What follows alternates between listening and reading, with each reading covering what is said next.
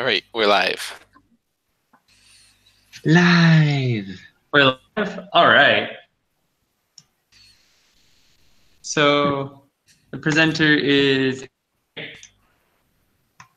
cool. So previously on this episode, on this show of Curse of Strahd, our heroes followed their new friend Ismark to his mansion.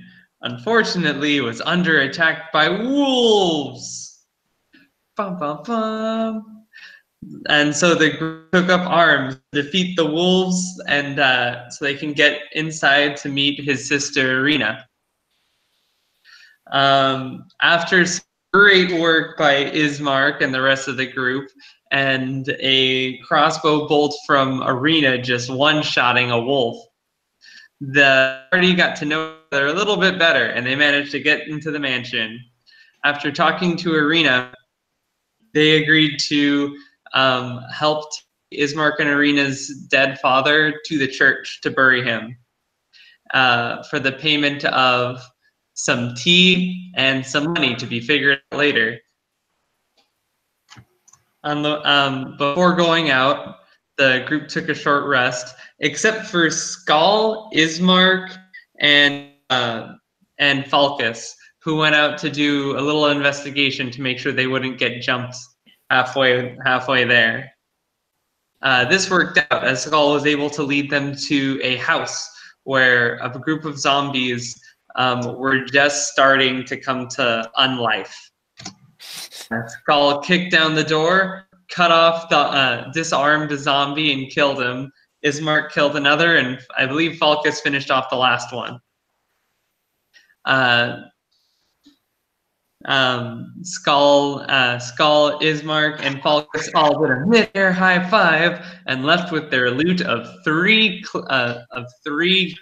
hooded cloaks, robes, with the letters COS on the breast. Having cleared the way the best they could, the group picked up the coffin and carried it to the church, with Falkas, Skal, Irina, and Artesh each taking up a spot of the coffin.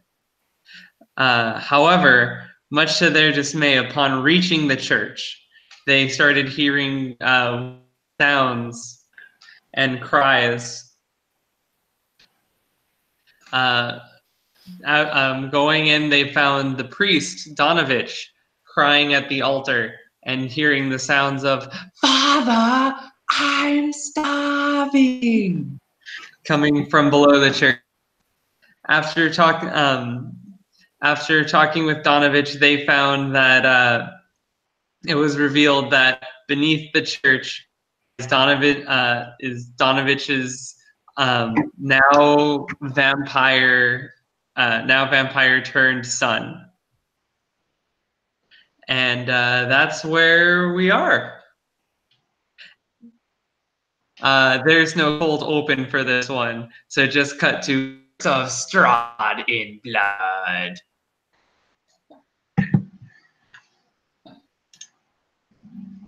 And so, cutting to the last bit of the episode is Teamothy, being impatient and inquisitive, just broke the lock to the trap door in the church right when Donavich says, "My son, he's been turned into a vampire." And right when he says this, and Teamothy breaks the lock, make a dexterity check. Dexterity saving throw.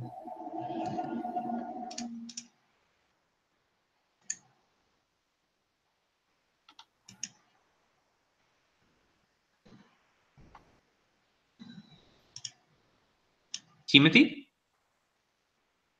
Hello? Oh, sorry, I was muted. So, okay, let me make my dexterity check. Plus 2, 5.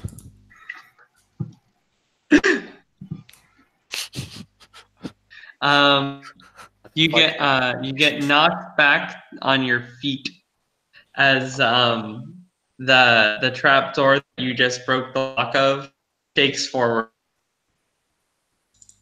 The door is still closed, but the force knocked you back. From me breaking the lock? Oh, I see. Yeah.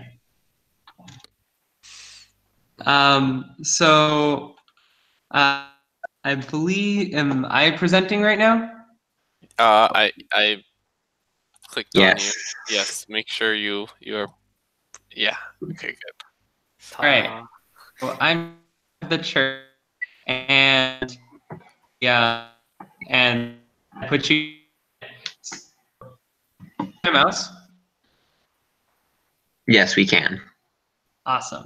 So Donavich is this yellow one. Ismark is this purple one. And Elyse is this light green one. And this other purple one's Arena. This green one is Skal. This yellow one is Artesh. And this blue one here is Falkas.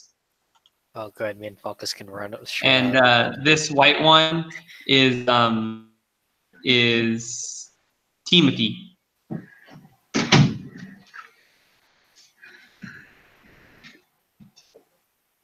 Mm-hmm.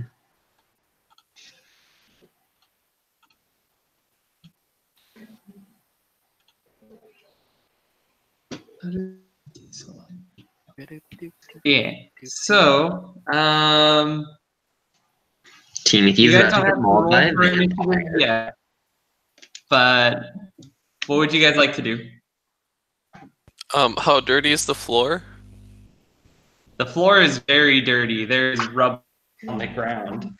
Teamothy will stand up and dust himself off, mumbling angrily.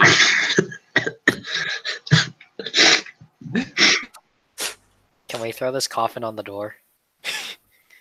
You guys are currently outside, That is holding on to the coffin. Still holding it aloft. Yeah, but you guys also don't know that Teamothy did find the trap door. Only Timothy's aware of it. We're just standing outside. You may Yeah. have heard something break. perception. So about this gray, huh? We should definitely be rushing in, probably, with this coffin. Definitely, probably. If you guys are going to try to carry the coffin into the door, it will take a while of finagling. So what you're saying is it's going to take a while to bring this coffin in.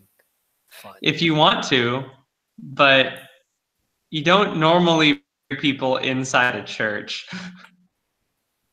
What if you just leave the coffin on the doorstep for now and go inside? All right. Rogue vampire will swoop by and just steal it. Drive by, corpse theft.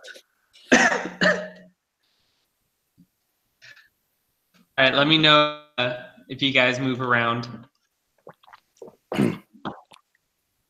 If you guys want to, we can just put it down, sure. Yeah, let's put it down and go inside and organize what we got to do with the coffin. I think we all Later. walk in without the coffin. So it's just down Okay, in front of we the all. door. Does anyone want to stand coffin guard? Arena can volunteer for it. Yay. Yeah. Cool. She's going to get turned into a vampire, isn't she?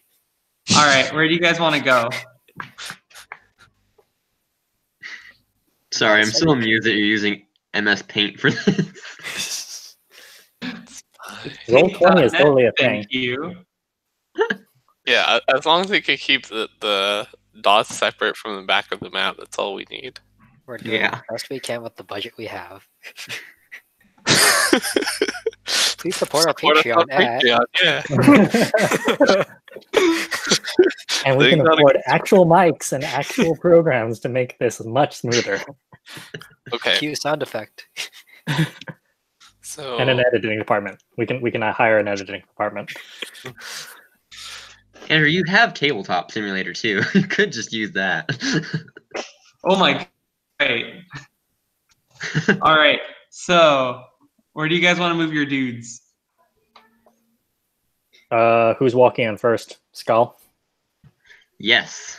Skal is striding in the room. That sounds like a great idea. You should go first. Stroll has no fear. Where do I go? Going up to see what's up with Priestman. Not beating around the bush, hanging out and admiring the decor.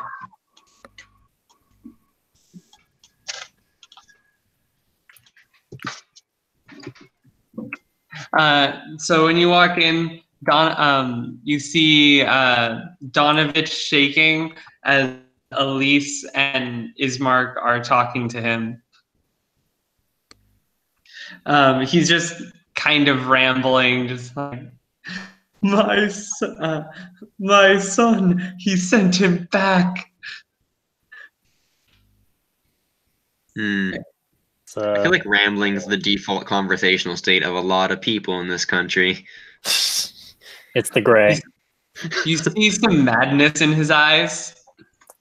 Pink isn't the color that drives you insane. It's the gray.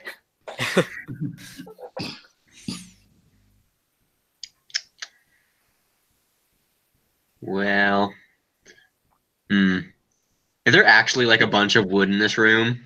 Yes, there's a bunch of destroyed cubes. Well, if they're busy talking to him, I'm going to start doing some carpentry work on these benches to repair them.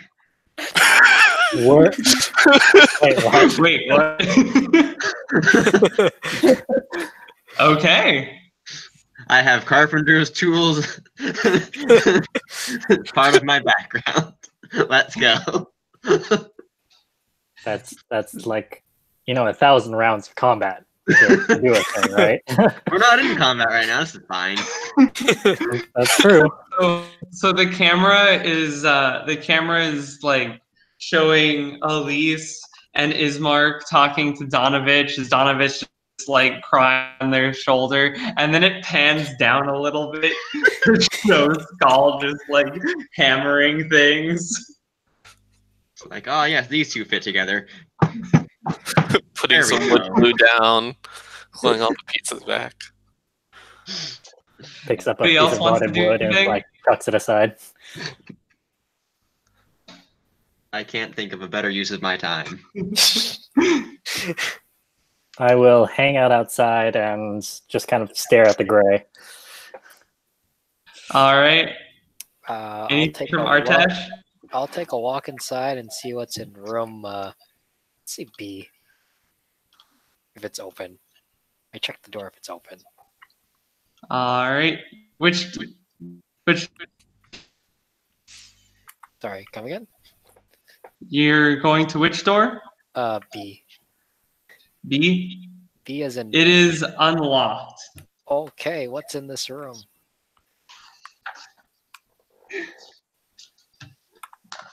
So Death. This dirty, lightless room contains a wooden bed with a straw-filled mattress. Mounted above the bed's headboard is a wooden holy symbol. And actually, you don't even need to make a check, but you recognize this symbol. Oh boy, what does it tell me? What do I tell myself about it?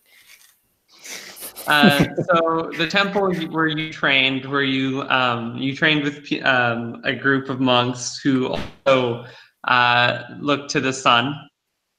Yes, they all went blind from that.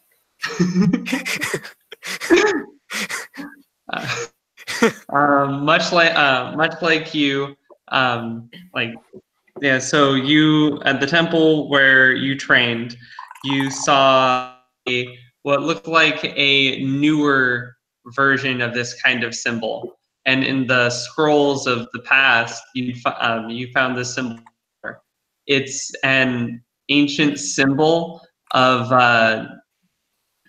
the morning lord Lathander, who is the god of the morning sun, and a god you know about. Oh, exciting.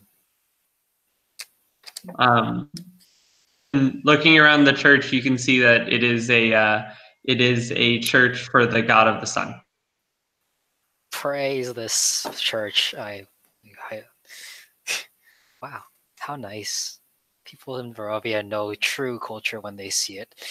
A sense of nostalgia and renewed purpose washes over me. Can I take this holy symbol with me?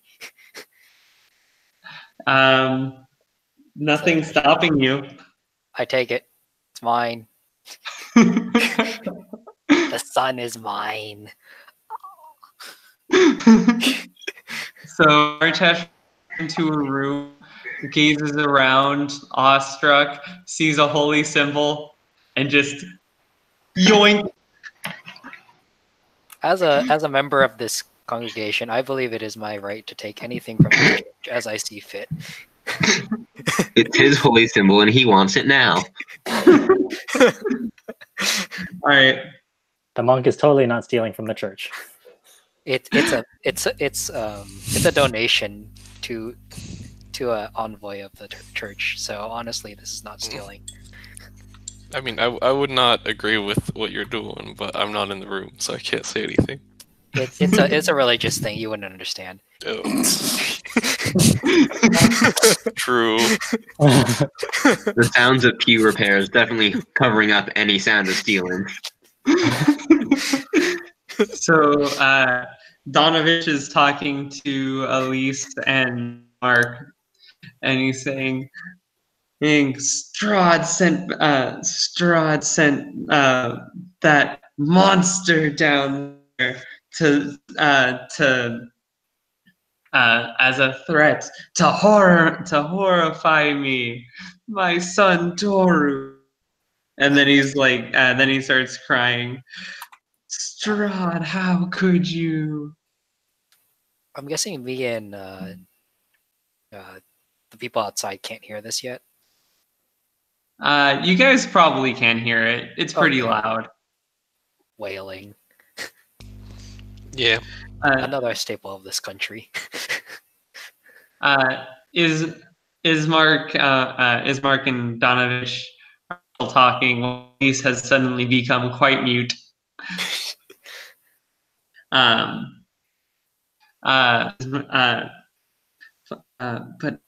I thought Toru was dead. He left with the wizard years ago, and he was.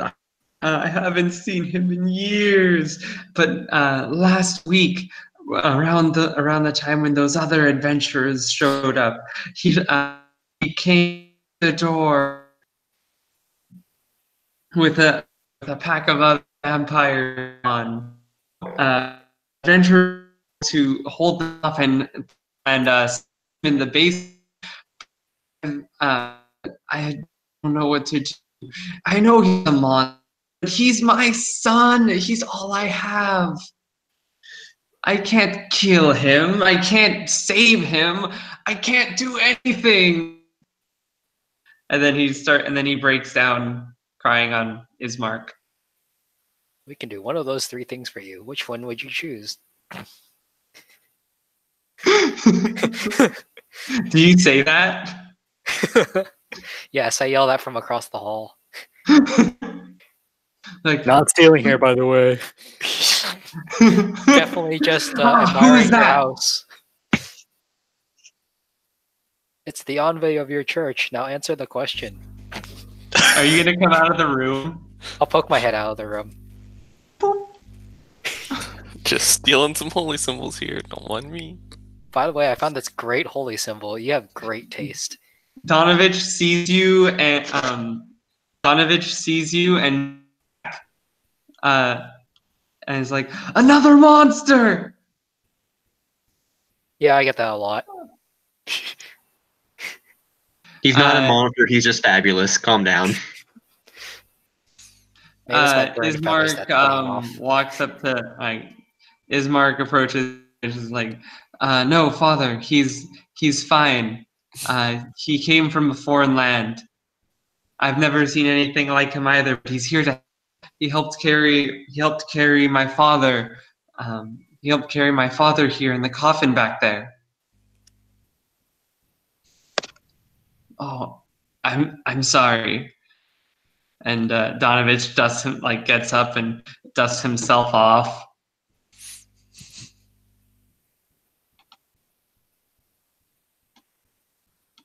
Sorry, still busy looking at this holy symbol. You there, Birdman! What are you looking at? I recognize this symbol. It's from the monks from my homeland. The monks taught me about this church and religion, and I'm a follower of this church. Are you a practicer of this religion as well? I am a priest of the morning, Lord. Yes, they have the morning Lord wherever you are from, in the clouds. That sounds mildly racist. Oh yeah, How for dare sure. you. He also backs up. Also, isn't this close to you? He's a bit farther back. Oh, so he's still wary of me. Lovely. You monster. Now, what was this about your son? Also, I'm pretty sure I could hear the screaming of "Father." First, Teamothy, is there anything you wanted to do? I'm just while all of this is going on, I'm just sipping a tea next to the open latch after I dust myself off and trying to read the leaves to see if my patron wants me to do has any guidance for if I should go into the latch or not. Did you say it was open? Sorry? Did you say it was open? It is open. I mean, The last wrong time answer. we opened. Or no, sorry, it's still closed, but the lock is off of there, right? Okay. Yeah, so I'm just sipping tea, wondering if I should keep going towards the vampire or back off. And so I'm trying to get guidance from my patron. Roll a perception check. Okay. Perception is 4. I got 2 3s in a row. All right, you notice that the tea tastes pretty good. That's what I'd expect. That's a from him. good sign. Time to go in that door. I'd expect nothing less. 9 out of 10 wood tea again. All right, So I want you to roll initiative. I pour a second cup of tea to offer it to the man who is in the being trapped under the church, and then I will Trapped. Yes, that's the answer. go. All right, all of you roll Initiative. Where are my death dice? Oh, what the Oh, fuck? they're there. All right, so my roll today have been a 3, a 3, and a 1. So Oh. I have 3 initiative. It's okay. I'll get really epic combat rolls, guys. I swear. Okay. What was yours again, Timothy? 3. All right. 22. I'm in the middle of pouring tea, I guess, while initiative starts. Artesh is 22. I can't. Falkas?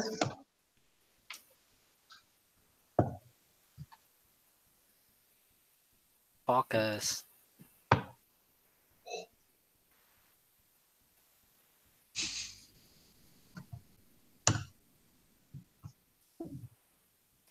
So I have good news. My dice are shit too. Nice. Oh, never mind.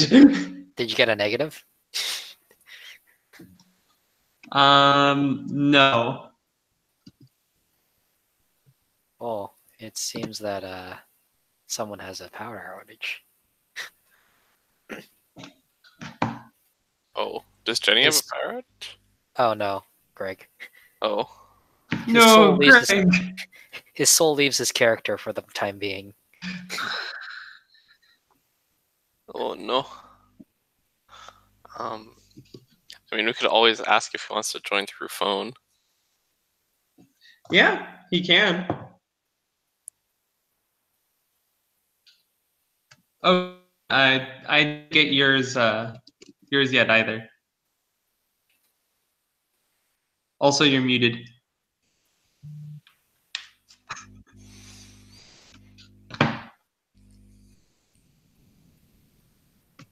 Jason is muted. Jason is muted. I know I'm muted. Okay. What? Okay. Okay. Is there something besides this construction that needs my attention? Initiative. Not that you know of. Oh, I guess not. Perfect. I will continue. What was your initiative? Does he even get initiative? He's not even paying attention to it. I might need it for later. Oh, okay. My initiative is 17. That's pretty good for just building. Pretty good for not paying attention. I am building this, but I'm also ready to battle. Is what he's saying. I'm pretty sure that's just his state of being. All right, so 17. I can roll for Greg. Fucking. Okay. These axes aren't just for fighting.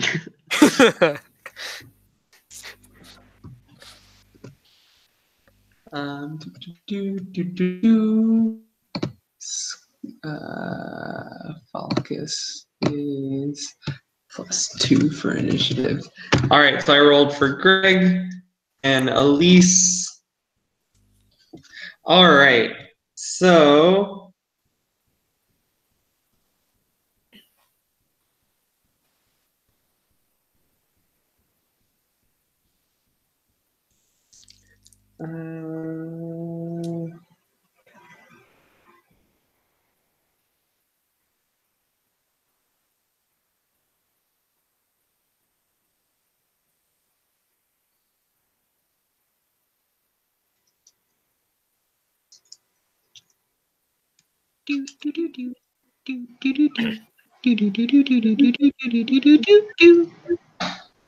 all right. If Greg hasn't responded, I don't think he's gonna jump on anytime soon. So starts off with Artesh, top of the initiative. Do I see anything happening? Make a perception check for listening. Things to happen. Okay. 20.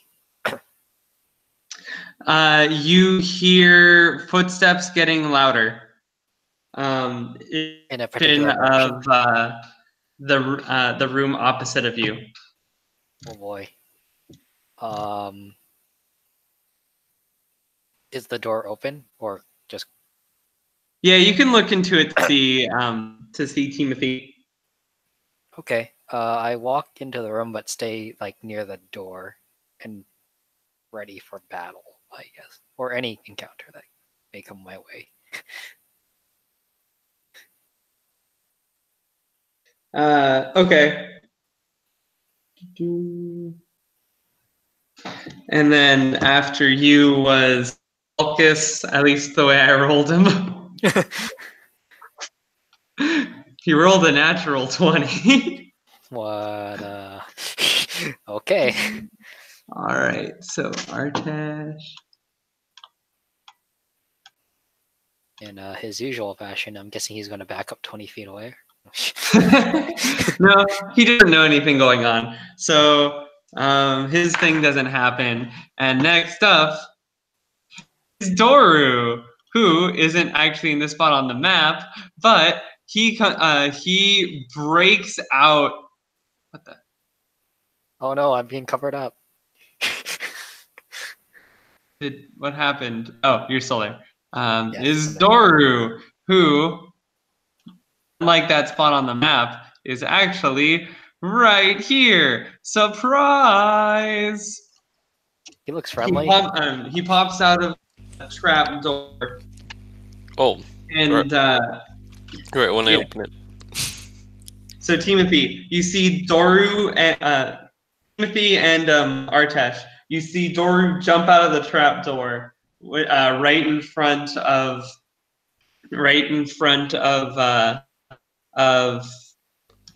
Teamothy.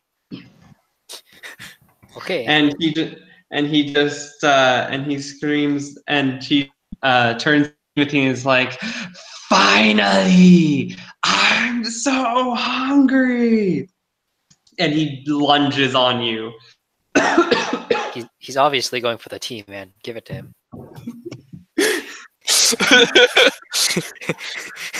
I tried to throw some tea at him. Say, here, have some of this. Drink up. Let's see his attack. 2 attacks. So his first attack is going to miss. All right. The vampire spawn Doru jumps on Teamothy and tries to bite at him, but instead hits the teacup. And the second one drinks some of the tea. I'm guessing that provokes very much rage in you. He drinks a bit of the tea, and then you see the vampire look a little confused as liquid gets in his mouth, but it doesn't taste like blood. And in this confusion, he tries to clutch you and grapple you, but misses entirely. He wobbles a bit, and you can see that he's walking with a stumble of a very famished person.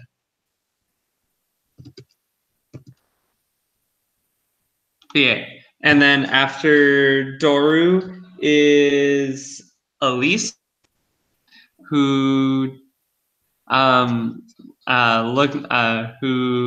looks in and sees what's going on and freaks out.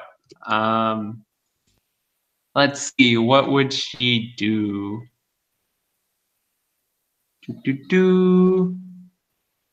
Her actions for attacking.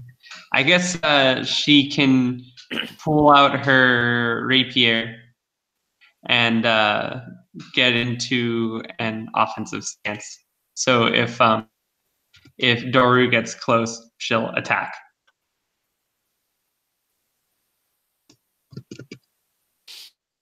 All right, and then after Elyse is Falkas, who I guess hears the stuff and stays there. God damn it. Oh.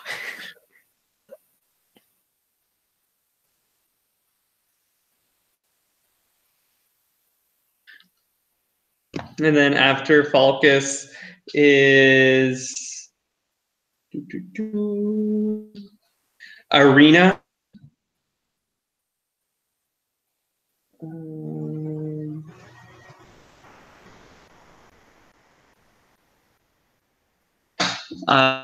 Who, all right, skipping her. She's outside protecting the coffin. After Arena is Donavich, who just starts crying on the ground and starts having a panic attack. And then after Donavich is Teamothy. All right, Teamothy, what do? You have a vampire spawn right above, like, trying to get at you.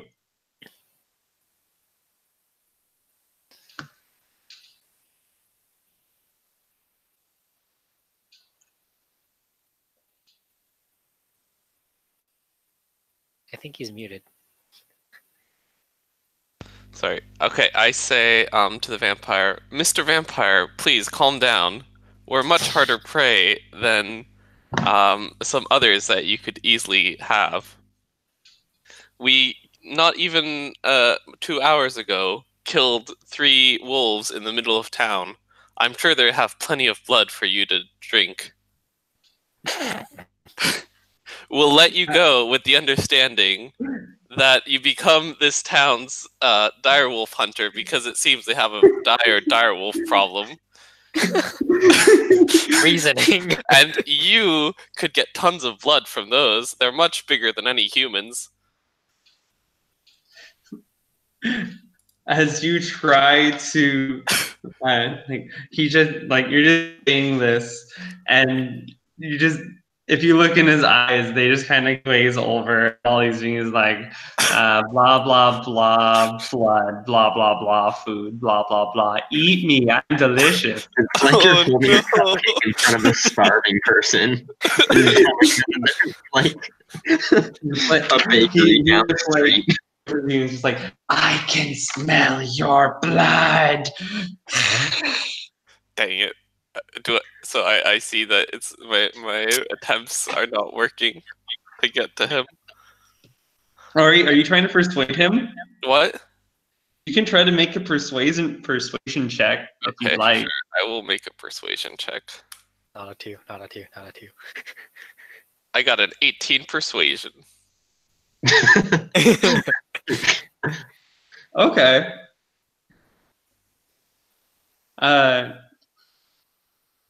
Yeah, you see in his eyes, he's just really not paying much attention to you. But you heard the words "more blood," and that piqued his interest.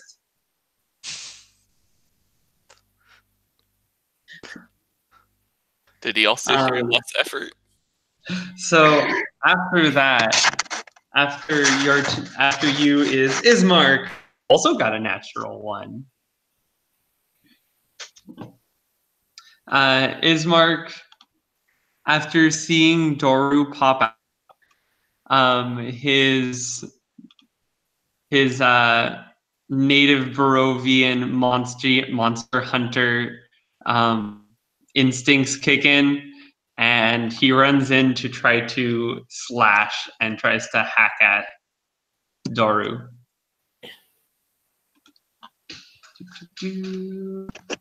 All right. So the first one is a long attack. 7 plus 5 is 12. Oh no. Attacking him makes persuasion harder. And then there's the second longsword attack. Oh, there we go.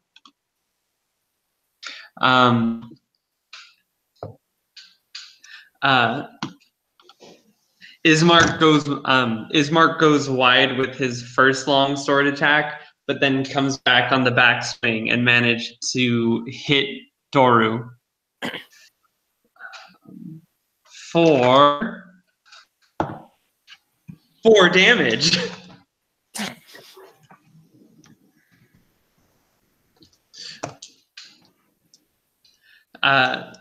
The sword grazes Doru's arm, and Doru screams. All right, next up is at the top of the initiative is Ismark. Or not Ismark, is Artesh. Oh boy, Ismark goes again. Nope, Natural Artesh. 1. Be a hero. I see this unholy vampire in front of me, and I prepare a sunbolt to throw in his face. While I charge this up, does it seem to have any? While I'm preparing this sunbolt, does it seem to have any effect on him? Does he cringe a little? Oh, are you doing a Kamehameha? Kind of. I'm trying to intimidate him with radiant. All right. As the light begins welling up in your hands, Doru begins winces away and hisses, going, and squeezes more into that little corner. Ooh, fun. Let's see. What can I do? I shout, "Go back to your dungeon, or I'll a face of feel the power of my radiance. I guess intimidate. Can I try that? Yeah, you can do an intimidate. Have it, but you can roll to intimidate. Oh boy, why did I choose intimidate when I have a charisma of -1?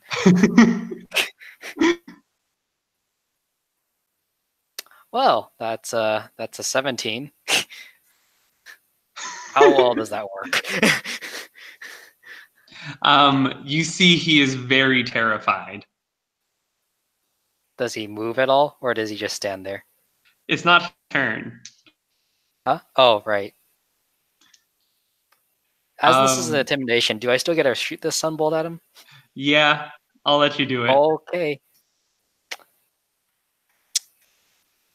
Yeah. Does a 10 hit? It does not. Okay, then it's I would like to hope that it smashes quite near him. Do you want to describe it? The radiant sunbolt misses his head, but whizzes past him and crashes into this side of the wall. Brilliant light spills out, and he feels the heat of it, like kind of burning his face a little. Negligible damage, but negligible physical damage, but he feels it in his soul, or whatever's left of it. Upon firing your blast of light, Donavich, who kind of sees it out of the corner of his eye, like looks up, just like.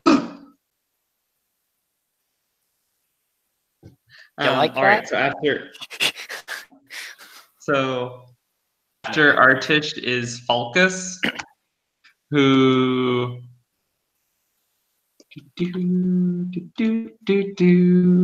he's Falkas, he's this guy, and he's gonna go stand over here now in front of the door. He closes the door and hides behind it. That sounds like Falkas. Falkas, please. Arena sees this and joins him, knowing what else to do. But she also pulls out her crossbow and begins to load a shot. All right. After that is...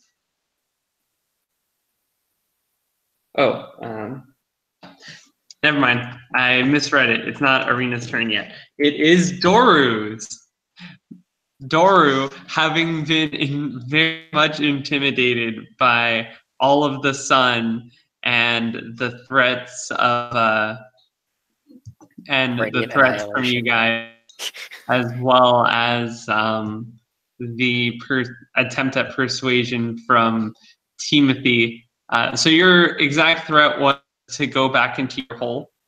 Yes. I'm assuming it came from, like, I'm assuming it, well, we heard it from under us, so I'm assuming he came from under there, seeing as he just burst out of a trapdoor. Yeah. So he winces at the blast of sun, and he disappears under the down the staircase. I suggest we lock him down there, guys. If it's not my, it's not my turn, but he also hisses at you angrily. I get that a lot.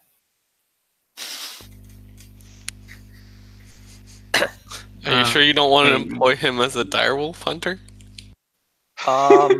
Maybe when he's less insane and more satiated. We could bring him a direwolf corpse. That is definitely a plan, but for now, we should probably not let him out. As he runs down, he screams, "Father, help me!" You know, maybe sending his father down there would be a great idea. Who's with me? Who best to handle a child than its father? I do think that his father should be punished for holding up his son against his will. That's not very nice. He didn't do it. Oh. He's not the one who put him down there. Oh, really? Wait, who put him That down was- there? I guess we have to ask him later. Yeah. He said the other adventurers did. Oh, I see. Oh, we're just very bad at listening. Yeah. A wave of realization washes over the party. Oh. Bad at listening. Typical adventurers. All right, so that's Doru's. He disappears under it. Elyse doesn't do anything. Next up is Skal. How long has it been? Have I made any headway on these pews? Also, I'm kind of far away and making a lot of noise. Have I even heard what is happening? I think you would have. Let me roll perception just to make sure. Go ahead. Okay, yeah, I rolled like 18 plus, so I definitely know something's up. But does it stop you? That's the question, isn't it?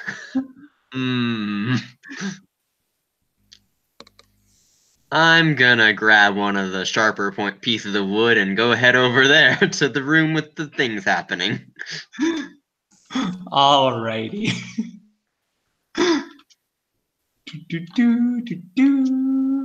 Going off. Like outside of it or in front or inside it? Oh, inside of it if I can make it, sure. Do you even ask what's going on? He just strolls in. Well, if someone's shouting about blood and there's a crying priest, and I'm assuming He did hear about the probably vampire something that a earlier. stake would be effective against. That is true. So after you is Arena, who joins Falkas at the door because she has nothing better to do.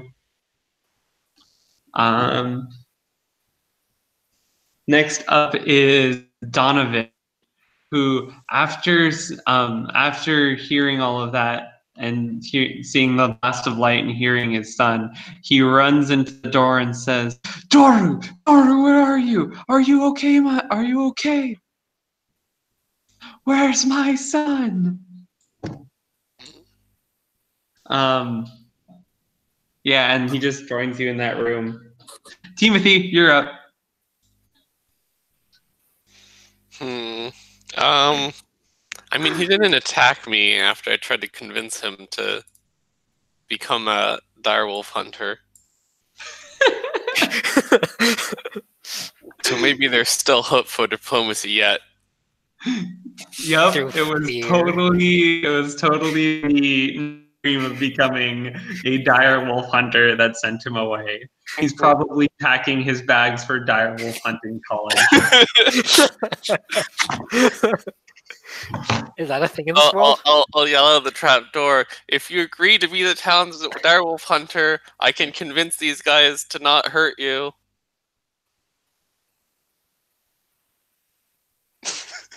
Do you hear his response? I do another persuasion. I mean, you can.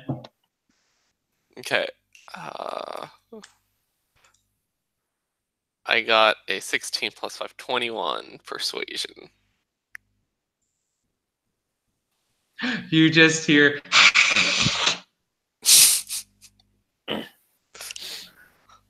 Direwolves have yummy blood.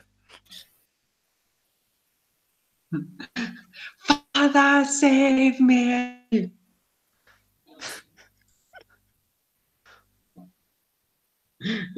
I'm going to guess that's your turn. Yep. Silence. I'm not gonna attack him. I'm trying to convince him to become a direwolf hunter and get me all the direwolf ears so that I can get gold from a colorful man. The truly most evil scheme. A way to get gold. All right. Next is Ismark's turn. He shuts the trap door, and he tries to stack some stuff that's in the room on it. I see we have the more sane people in the party now. What? I'm not saying sanity is good. I do like our tea man. He picks up the chain and like starts circling it through a hole to try to make it like tight.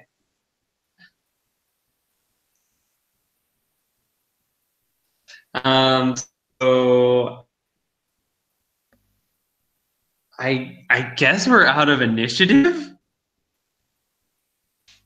Yeah. Okay, cool. Good work, team.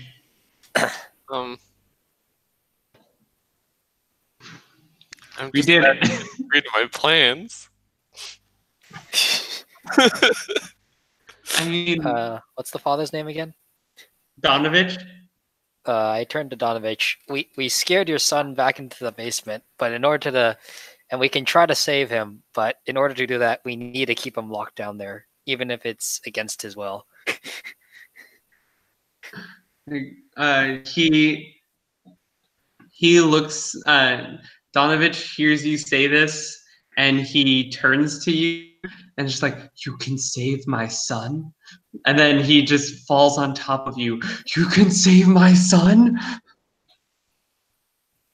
Wow, that was a big promise I made just there in my mind. Meanwhile, I'm looking at the stake in my hand, being like, I could save him too. I could save his soul. Morning, Does he Lord, have be a soul? praised. Morning, Lord, be praised. You guys, you are a gift from the Morning Lord. And then he like embraces you in your birdness. I act shocked for a moment and then just completely bluff. Yes, with the power of our faith, nothing can stop us from saving this boy. You have my word that we can save him. I whisper off to the side. I whisper off the side. I didn't say not by killing him, but anyway. Ismark kind of hears this and he has a. Give me a second. He looks a bit suspicious, but he actually, you know what? He doesn't even look suspicious. He looks amazed. Like he has found the ultimate gift. Hi, hello. I'm guessing I don't need to bluff this guy since he's just so hysterical and amazed that I can save his son. Oh, he fully believes you, and Okay. Ismark failed his check, so he also believes you. All right. He Works for me. Donavich looks at you like, what do we have to do? What should I do? How do we save him? Oh, is this an actual question? Yes, this is from Donavich. Ah, I see. The Birdman's.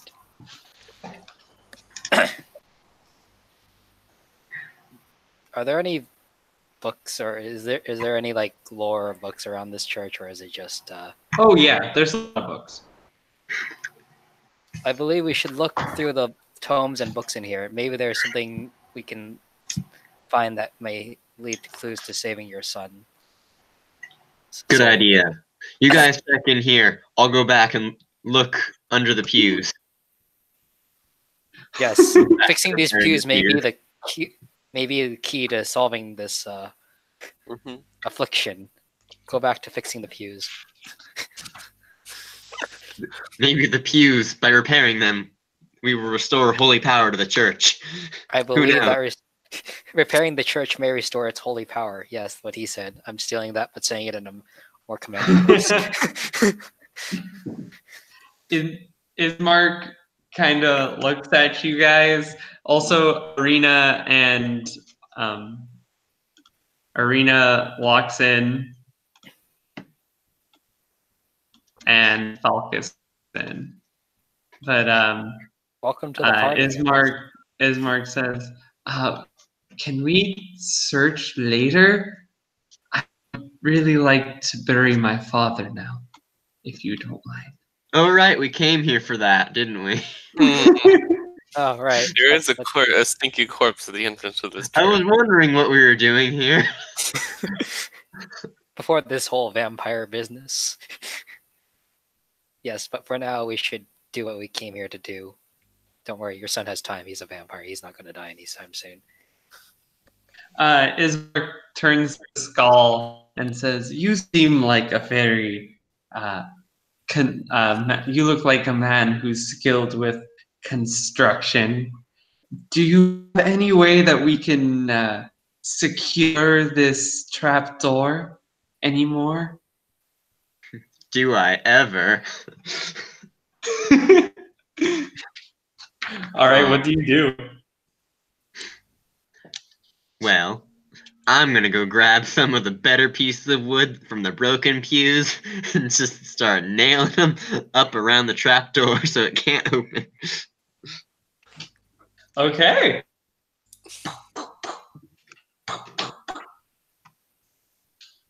What even kind of check is this? There's not a crafting check. This you have construction stuff, right?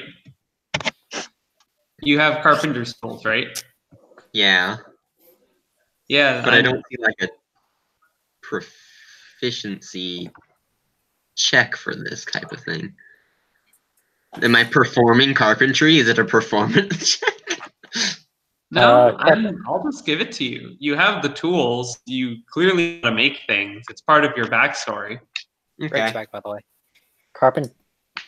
Carpentry, you can make it like an ability check. You can add, you're proficient in it, so you add your proficiency bonus, and then Andrew just will kind of make up what ability it's tied to. Okay. All right. Give me an intelligence check with advantage. Okay.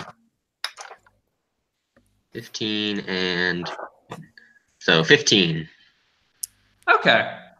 You get them on pretty well. They cover a good amount of it. Greg, do you want an update? Yes. All right. So here happened. After breaking the lock on the trapdoor,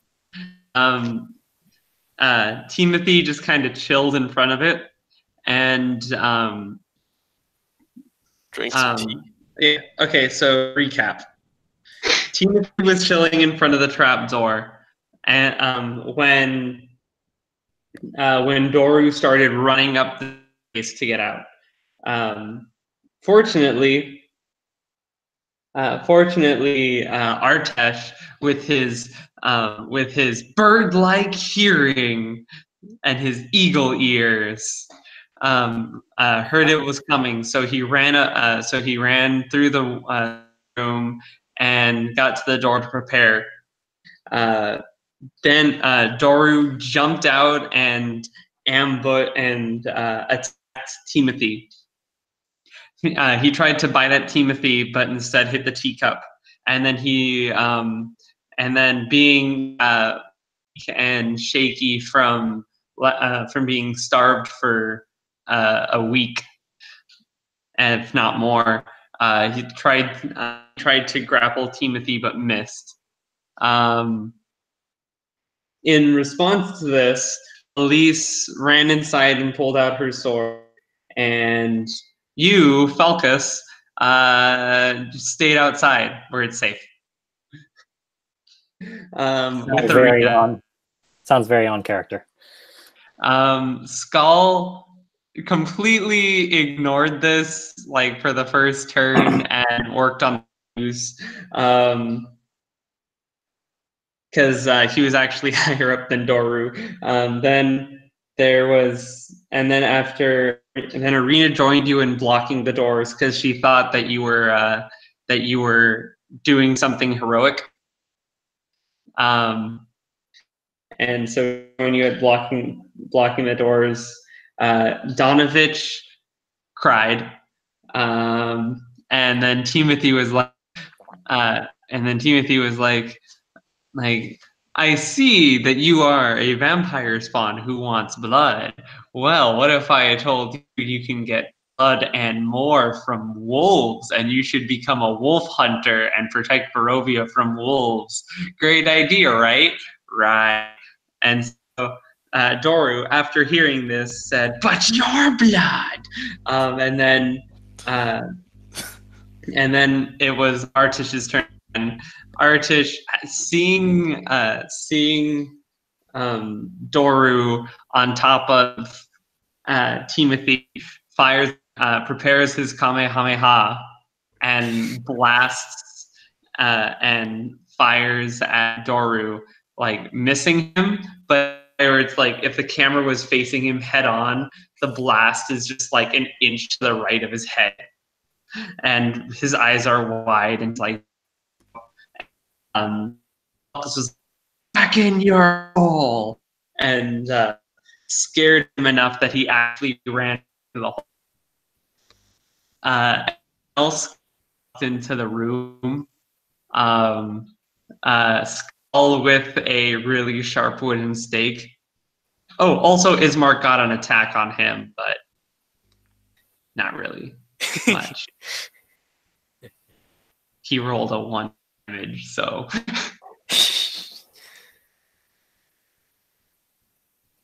But yeah, Greg, how'd that sound? So we drove it back in with the promise of turning him into a wolf hunter.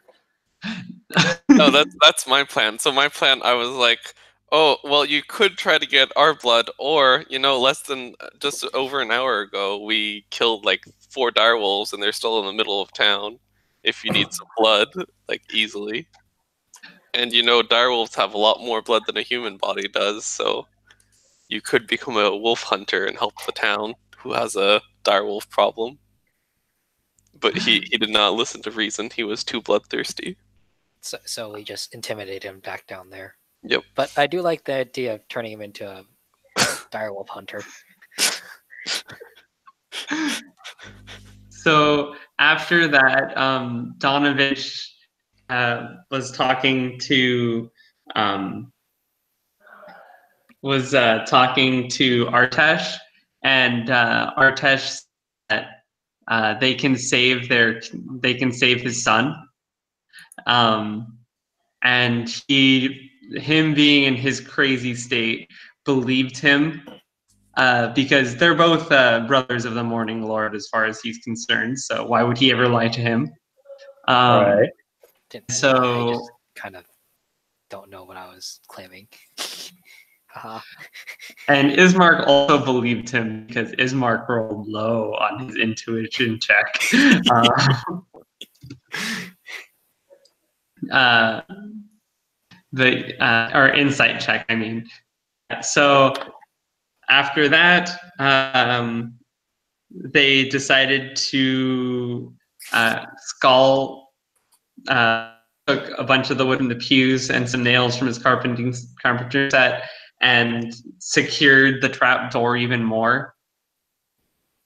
And Doru is crying from below, asking for his father to save him, and to which Donavich is saying, "Soon, son, soon." Elyse is strangely quiet, and yeah, now I think you guys are gonna go bury a body. Yeah, let's go dig a grave. Finally, that's what I came here for. Bury a body. Is the body still there, by the way? Yeah. Yeah, I was apparently standing watch out, looking at it while things are going on inside. Yeah. Good job. No one stole the corpse. Huzzah. But wait, you're Hooray. inside. Where's the corpse?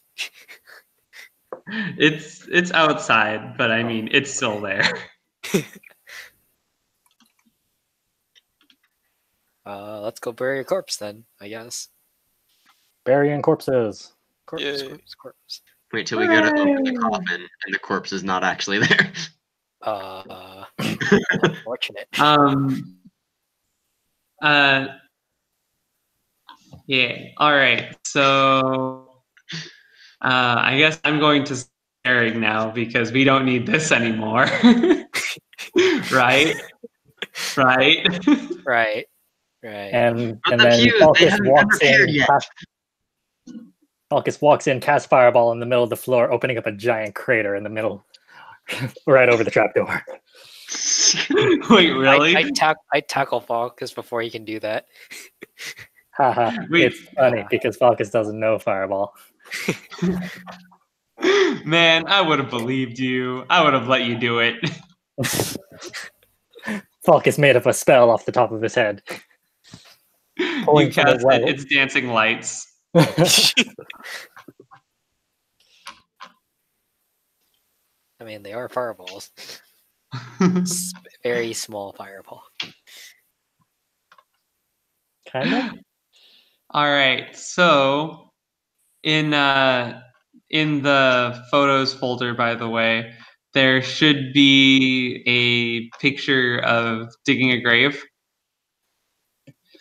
So, you guys, who's going to contribute into like digging the grave? Skal will contribute. I think I even have a shovel on my character sheet. Let me check. You do.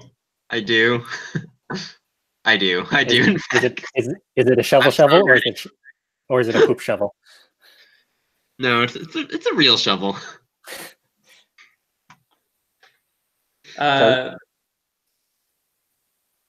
Donavich, while you're digging, yeah, okay. So Skal's digging, Ismark is digging, Arena is digging. I'm gonna say Elyse is not. Falkas is not.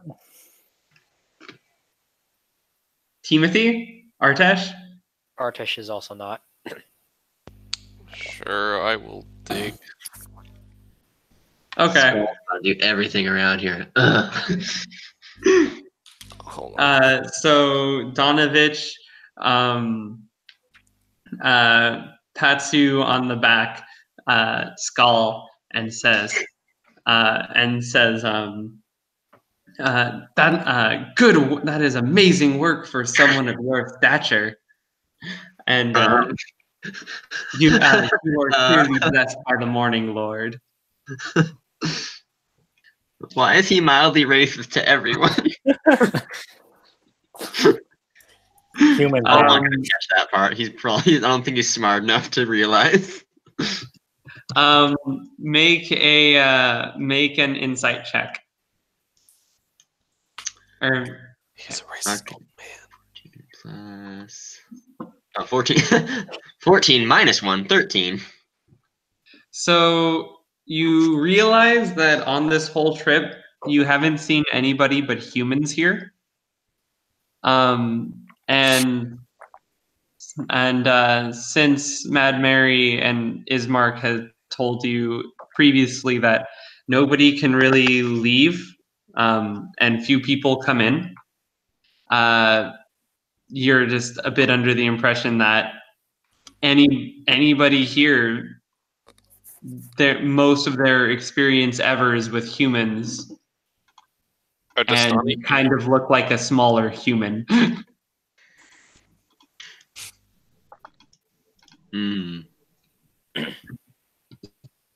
They've never seen any. Most people here would go their lives without seeing anything else but a human. But yeah. What a sad place. What a sad Anyway, need of diversity. They should try outsourcing. they can't. They Sonic physically steal all the can't. jobs. They tried ZipRecruiter. Huh? Like, ZipRecruiter? What's that? This Would podcast they- by ZipRecruiter. Are you looking for members for your adventuring party? Well, no more dealing with resumes from the warlock, from the person naming a warlock rogue, whose only spell is awaken mind. But yeah, try ZipRecruiter. Find good adventurers for your party. I hope we're getting paid for this. Are you tired of not having any healers in your party? Are you having a tough time finding that team medic? Well, now with ZipRecruiter. Oh man, we could totally do ZipRecruiter ads. ZipRecruiter, you should sponsor us. We'll actually do something decent. But anyway, so Donavich starts talking to you, Artesh. And you see he's a bit less awkward with you right now. But he's like, excuse me, sir, but what is your name? If you are a gift from the Morning Lord, it's only right that I know what to call you. My name is Artesh Sapun. I am not a gift from God, merely a follower of his beliefs. But I thank you for your faith. He smiles, and you can and when doing so, you can see he hasn't smiled in years at this point. It looks like a grimace. The smile doesn't seem too natural, but that's just because he's out of practice. He reaches into his cloak and he pulls out a metal version of the holy symbol that you found in the room, and he hands it to you, saying, Artesh, my friend, this is an old relic from this chapel. It is one of many that we've protected and has kept us safe relatively from Strahd. Please take it. This is the most I can offer. I think in my mind, wow, now I should feel bad for taking that old symbol. I better put that back at some We're really point. gonna disappoint this guy, aren't we?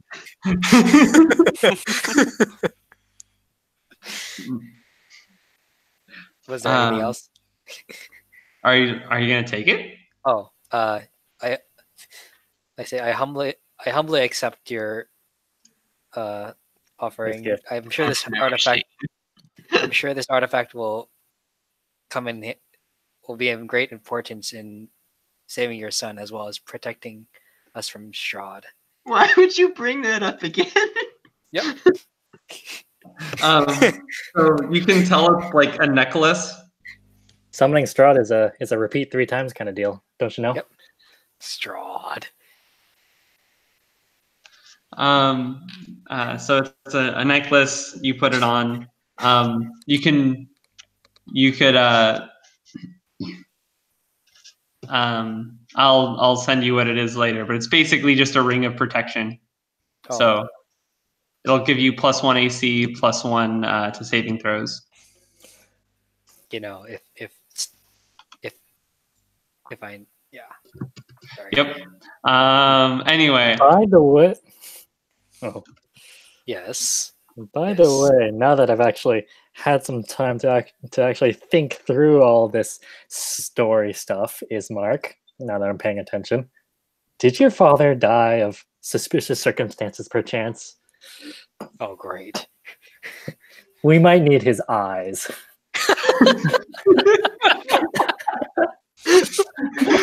You say that, and it's like Ismark, who's digging, turns to you, and then from behind there, Arena's head pops up with just the most confused look as well. And they just kind of like you like he's like, no, The rest of the party- why?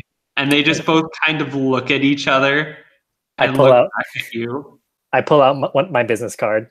And it's like, whoa! I guess I haven't properly introduced myself.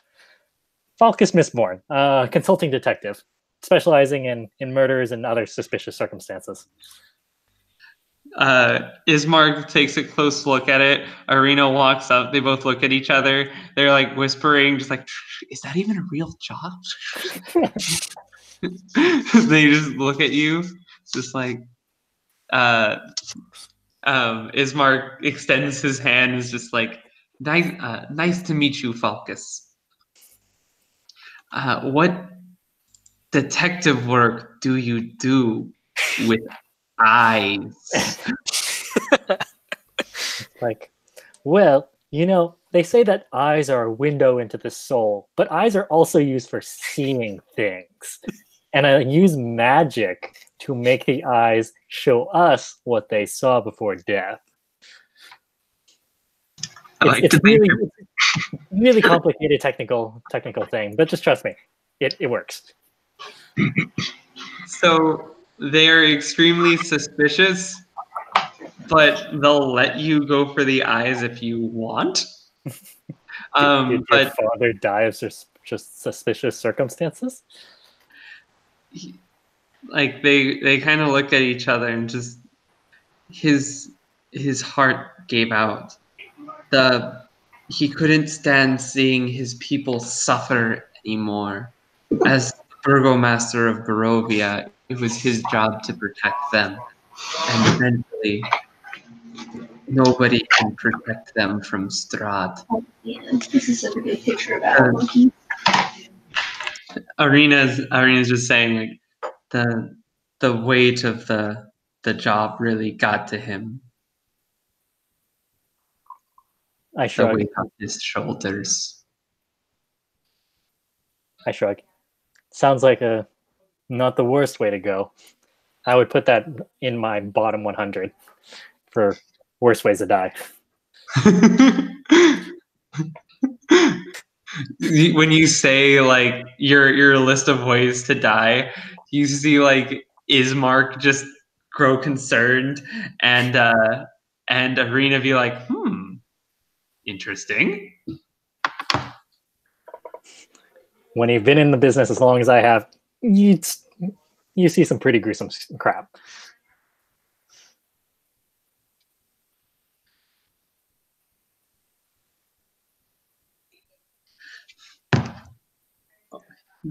Just shrug and be like, okay, well, then probably don't need his eyes.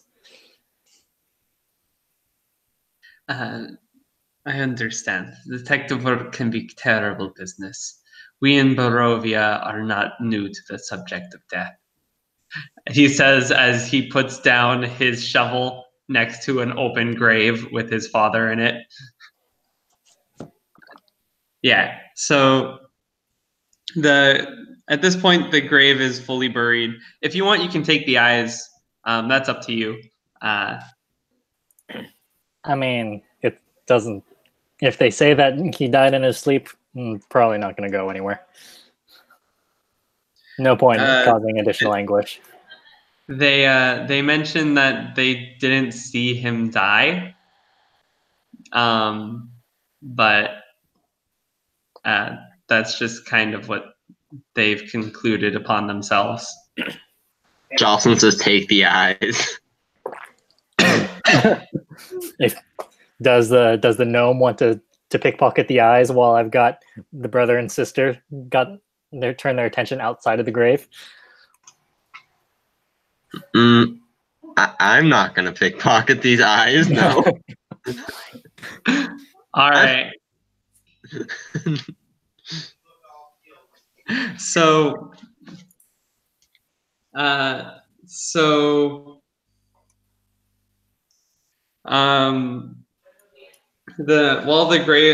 grave is almost done being dug. Excavated. You see Donavich walk outside with with his book and everything, as well as a piece of bread. And he walks up to a tombstone with a black bird on it, and he feeds him some bread. And it's just like, and how are you doing today? Oh. And the bird eats it out of his hand. Talking to a bird. There should be an image of that if you want, Etienne. We'll look for, oh, this one. Crow Cemetery. Taltos. Taltos. Taltos. Yeah. All right. So so with that, I believe the grave is dug. The thing is ready, and and the ceremony is about to begin. It's about, like, I'd say 6 o'clock p.m. or so. And Donavich begins his sermon? Yeah. Incantation? Cantation. He begins saying the rites.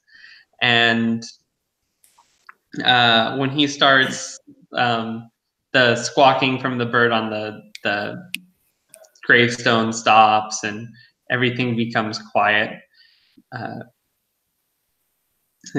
We have gathered here today to say final words to one of the great servants of the morning Lord,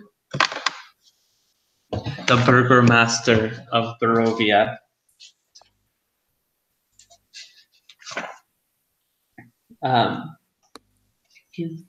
He lived a long life under the weight of Strahd, protecting his people against all odds and caring for them when nobody would, not even the world.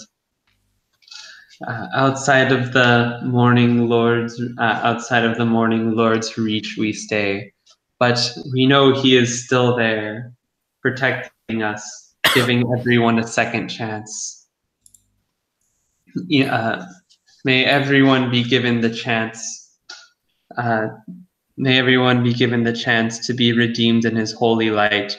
And he looks at Artesh a bit. I give a small nod and close my eyes. May it stand that everyone be given a second chance in the holy light, so that if you may one day meet your family as a monster, you can return as family yet again. Elyse has like a single tear, and the corpse starts going down. He lights 2 torches next to the grave as part of the ceremony, and it starts brightening up as the sun, or what remains of the sun, starts going down.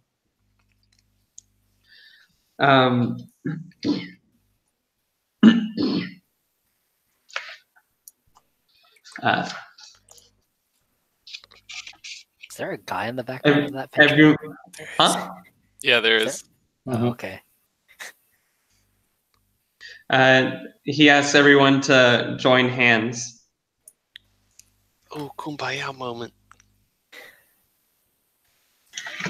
And we join hands. Yeah. Absolutely joining hands.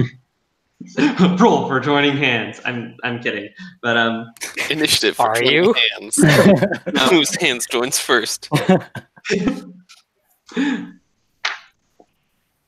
And as everyone holds hands, he looks up and says, Father, Morning Lord, please bless the spirit of Ismark Kulyanovich, the greater. Ismark looks a bit lower. as he leaves our world to join you in the afterlife. And please protect us and keep your flock here safe from evil. At that, the flames from the 2 torches next to him ignite and become very massive, and the flames start spinning together and form a face. This face laughs, and a loud, deep laughter fills the air. As this fiery face starts spinning around, it laughs and gazes across all of the characters, starting from Donavich, moving to Artesh, and Falkas, looking past Ismark and Skal as the face grimaces in anger as it passes Ismark. It goes through everybody and then stops at Elyse, and then pauses and then looks behind Elyse at Arena, and flies direct, and then the burning molten fire face flies around and flies directly at Arena. Oh,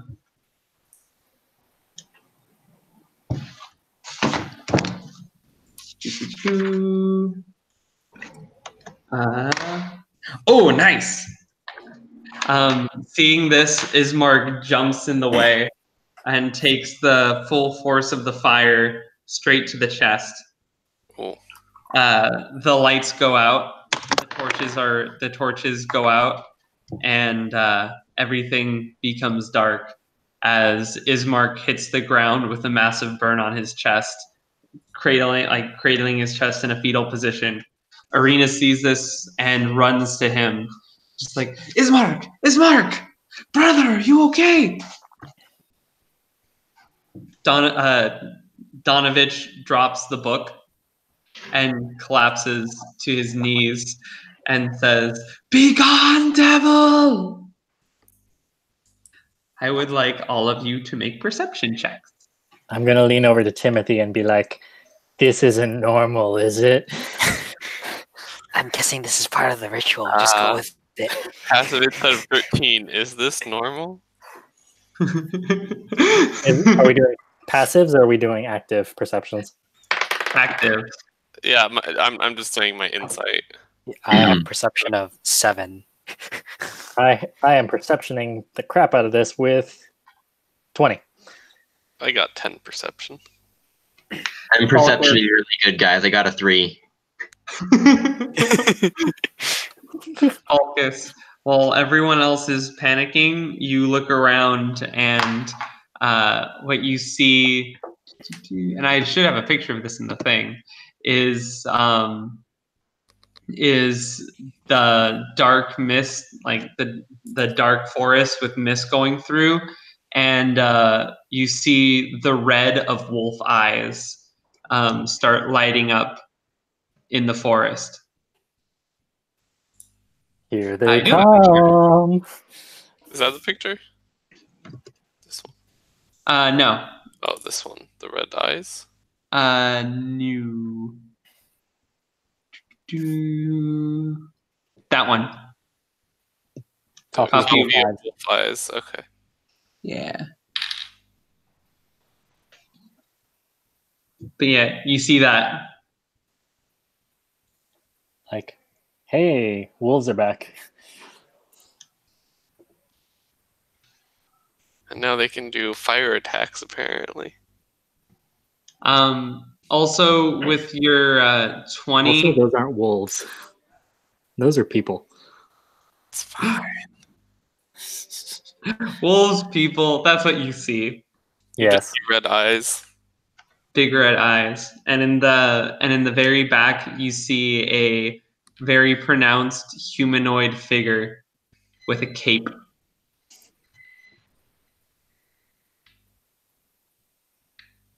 Okay. Strahd. Did he come? Oh, do you actually chant that? Don't No. do it. No. I'm just gonna say, hey guys, we have company. Pointing at the forest.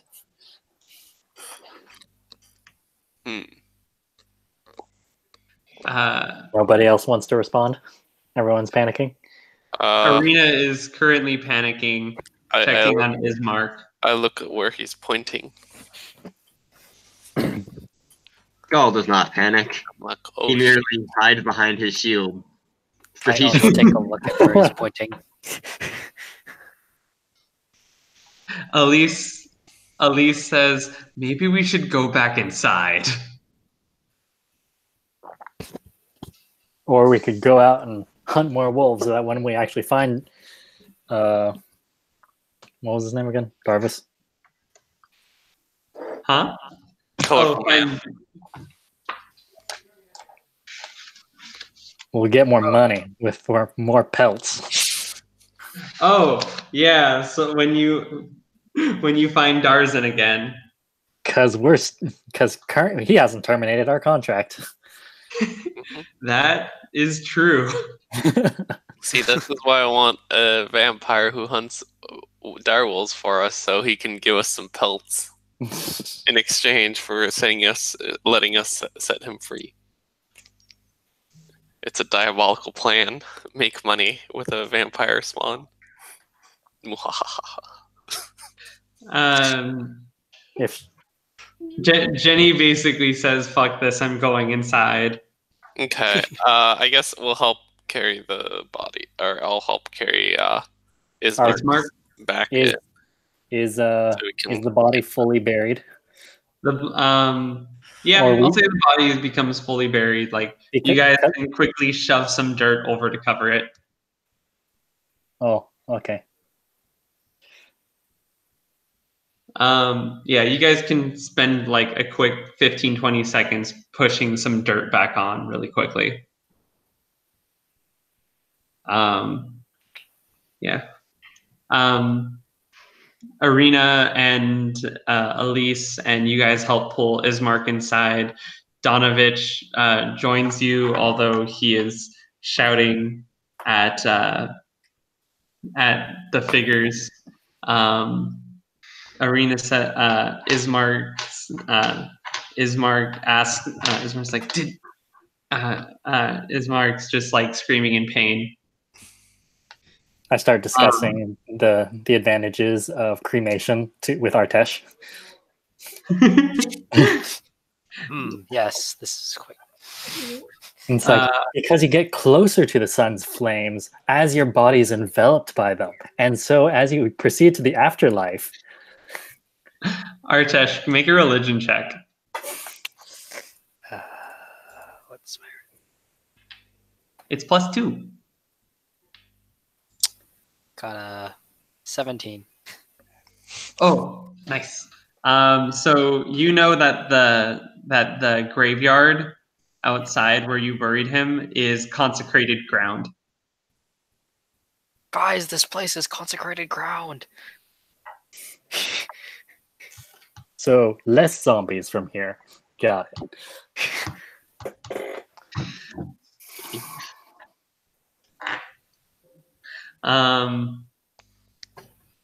Yeah, so now that you guys are in the church, what do you do?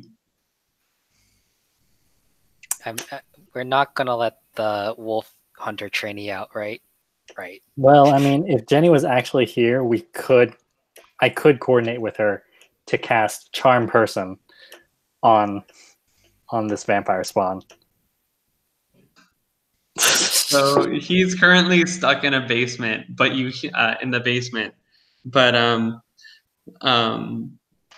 you hear banging coming from the door, the trap door, and you just hear, "Father, I'm in here! Father! In here! Well, it doesn't seem to be hungry anymore, so that's good. Yeah, it doesn't say it's starving. And I'm starving! Oh, okay. Darn. Never mind. I Well, we thought we tried. might be able to convince it again to become a werewolf hunter. Or a direwolf hunter. Darn. Well, we could always run out into the forest, grab a wolf, and then wrangle it inside, throw it into the basement, see if we can hook him on the True. blood. Get him That's hooked true. on direwolf blood. Yep. Just had to kill direwolf. Donavich begins barricading the door, and he turns to Skal and says, I will "You there?" You don't even need to say anything. I'm just like warily watching and being like, that's our exit. Shut up and let me do carpentry. It's all he wants to do in life. I'm just gonna shrug, sit down, pull up my crystal orb and what remaining tarot cards I have, and start casting detect magic. Let's see. Detect magic. That would be identifying. All right. So you guys start. So Skal and Donavich start barricading the doors, and Donavich says something to you guys along the lines of, "Check the windows." But you cast detect magic, and Over what 10 minutes because it's a ritual. Yeah. Okay. Good point. I will let you know what you find in 10 minutes. So if magical things have a velocity and are coming right towards us, I might see it before I complete the spell.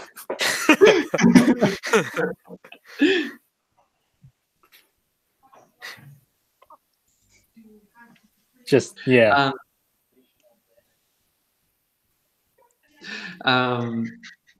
Yeah, I'll keep that in mind. As I'm sitting on the floor, just chucking my tarot cards at my crystal ball, seeing what sticks. Ritual. Elyse, You're just literally throwing tarot cards at a crystal ball. I thought I established this in like episode 1. we did. That's So, just, yeah. Fine. Elyse Elyse grabs you, Skal, and says, "Good news, we have more carpentry. Help me board up the windows." Absolutely. Let me just grab some wood from these old pews.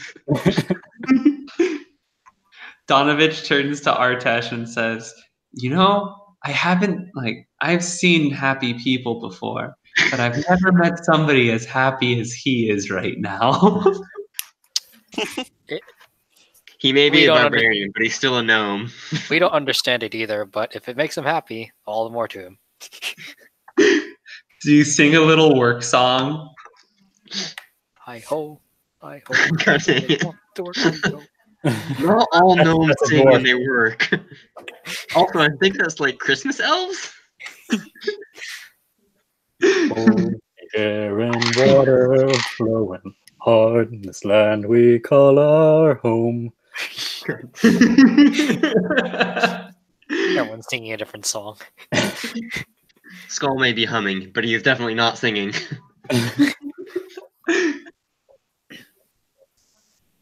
All right. I'd say after how long was the ritual? 10 minutes? 10 minutes. All right. So I'll say after about 10 minutes, you guys managed to get everything pretty boarded up. And your detect magic, it has the range of what again? That is a good question. Let me verify that.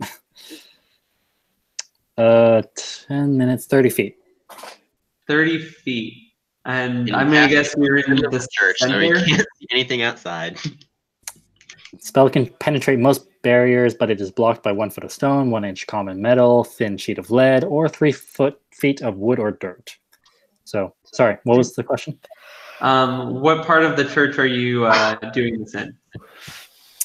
It is centered on me. So 30 feet. It's a 30-foot radius of from me. Yeah, but are you like in the chapel? Are you in the hallway by the door? Are you in any of the rooms? I am in the main chapel.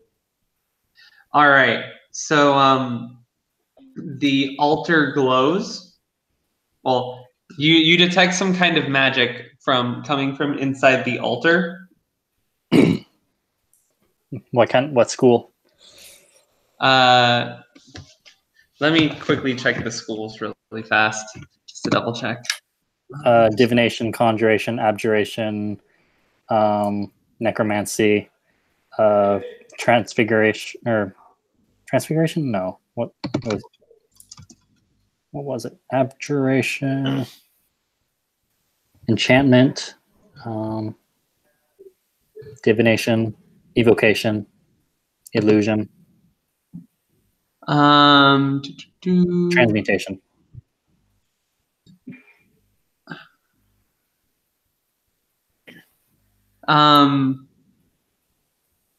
Is divination the one that's religiously inclined? No, not well. I mean, like, yes and no.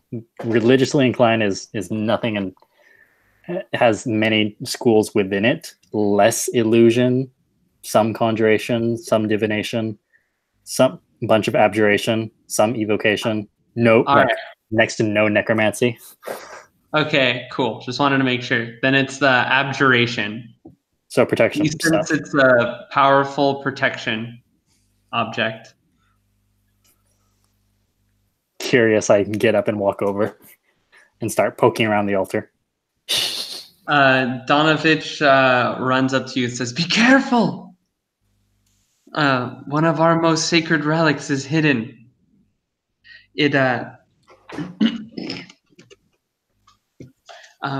Please be careful. Hidden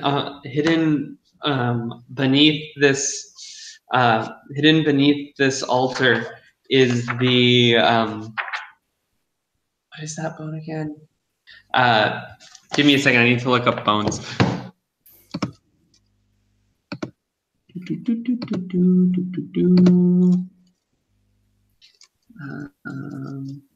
Arm bones. Just sing the bone song, Andrew. Gosh. Careful! Hidden in the chapel is the humorous bone of a saint. Because of course that's the one I picked. No funny bone. Oh no. It's the humorous bone of Saint Markovia. It helps protect.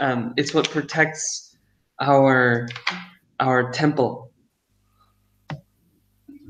A quick thought of taking this bone for my own passes through my mind, and then I quickly shove it away.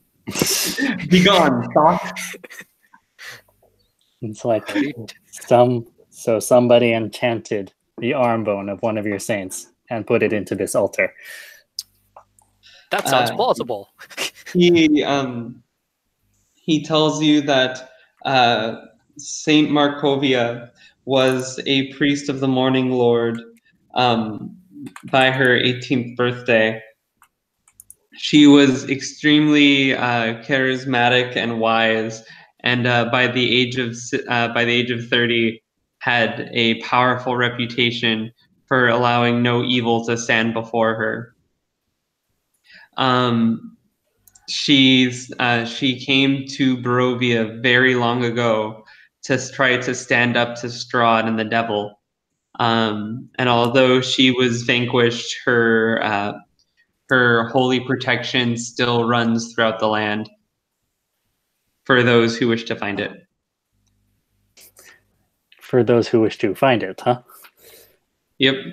Sounds like a treasure hunt. He specifically says in her bones.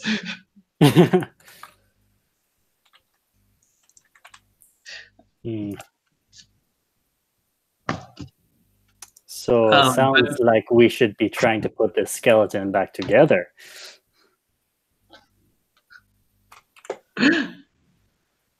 He just kind of looks at you and is like, no, that's not what I'm saying. I'm pretty sure it's exactly what he's saying. I think we have to do this. I think we need to put more things together, and one of these things is a skeleton. Right after the fuse, though. And if we're missing any parts, we should go out and kill Strahd's minions and fill in the missing bits. Like, have you ever seen somebody whose face is best described as their brain short-circuited? That's him right now. I'm guessing I have now.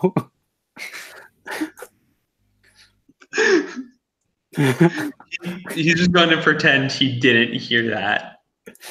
Like, as long as this is here, our church is safe. Although this old chapel has seen better days, it can still stand up to evil for now. As he says that, banging starts hitting the doors and the windows.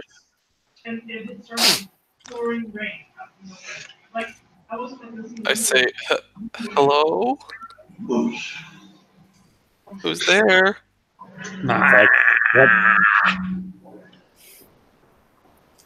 Hold on. If that bone is really good, is as strong as we think it is, and it can protect the entire church, what if we hit the undead with it? I bet it'd be really effective.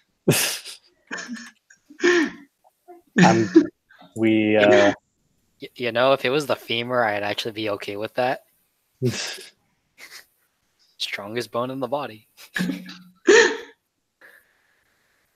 Oh, that's good to know, actually. I'm going to write that down. Because it's going to be important later, because we're going to have to reconstruct this skeleton. I figured out the plot. All right, guys. So the way you defeat Strahd is by finding all of the pieces of Saint Markovia and resurrecting her to be your, like, super lich. Mm-hmm. That's how this works. Lich. It's like true. It's like resurrecting Jesus to bring about the second coming, right? Mm-hmm. Just your friendly neighborhood lich.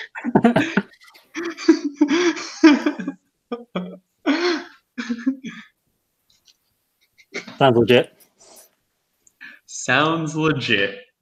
I see nothing wrong with this plan. Just gonna leave that there. Are we just gonna like run? Is anyone gonna check the door? Yeah, Teamothy's at the door. He asked who's there. He hears groans. No solicitors. That's not a normal human answer. Skal. No, the zombie kind of groans. Recognize? Yes. Yes, perfect. Skal, make a I'm gonna give you perception. Oh boy. Okay. Oh no. Oh no. 4. Oh no. You do not recognize these moans. Let's see if Ismark's hurt. Now I'm confused. Actually, Falkas. Falkas, give me a perception check. Perception, intelligence, Yes. Or wisdom. wisdom-based perception check. Not an Yes. intelligence-based one because I can't freaking see anything. Yes. You actually have heard these, but you think you've heard these before. 20. No, All these right. moans. So, I don't know if you've listened to a previous episode, but in the previous episode, you guys, you, Skal, and Ismark actually found a den of zombies that were beginning to come back. This sounds like them. Joy. Guys, zombies part 2. I love Zombies Part 2. From what I remember, they're weak against the power of the sun. Oh, I guess Sure. I'm useless then. They're also weak against beheading. And just general not having limbs. I think we should. Also, I'll say with your 20 as well, you notice that the bird followed you guys inside. It's like, okay, Bird. bird indoors. I Bird guess is- that happened. Good birdie. It's more on like the roof and chilling on a thing. In the rafters. Yeah, Okay. in the rafters. Yeah, that's cool. Let's see. Guys, do we want to deal with this now or hope that they go away? I'd rather them not. I'd rather not have a zombie rampage in the town. So could we stop should it now. deal with them here, where we've got the protection of the Of God. saint's bones. Probably. That seems Probably a good idea. that seems too logical. Arena, you hear Arena say, while still looking at Ismark, say that they're there for her. They're here for me. Oh, why Oh, you? then we definitely have to deal with them now. Huh? We definitely have to deal with them. We can't let the zombies take this lady. Got to rescue the damsel. Yep. Why do they want you? She's still looking at Ismark, saying, "It's Strahd. Strahd's after me." Ismark, still conscious, just in a lot of pain, says, "Don't go. Don't let Arena out. Okay. They can take her." It's like, okay, we can form a defensive line here. Hey, Skal, do you want to make some barrack or like some cover from the rest of these pews? Whip up something. Would I ever? Quick, make a defensive perimeter so that we can funnel them in and just take them out. I get my crossbow ready. Let's do this. Gonna make some of those. What are they called? Like, they're like the spiky things. They're kind of like caltrops but larger. Oh, those the ones that were all on the beaches. Battlements, kind of. Yeah, those things like on D-Day where they were all just kind of. Those Yeah. were like anti-tank fortification or anti-tank, anti-ship. I mean, it'll work against them too, I guess. Well, technically not because they're individuals. So No, Don't get in the way. we need like just the pews except taller.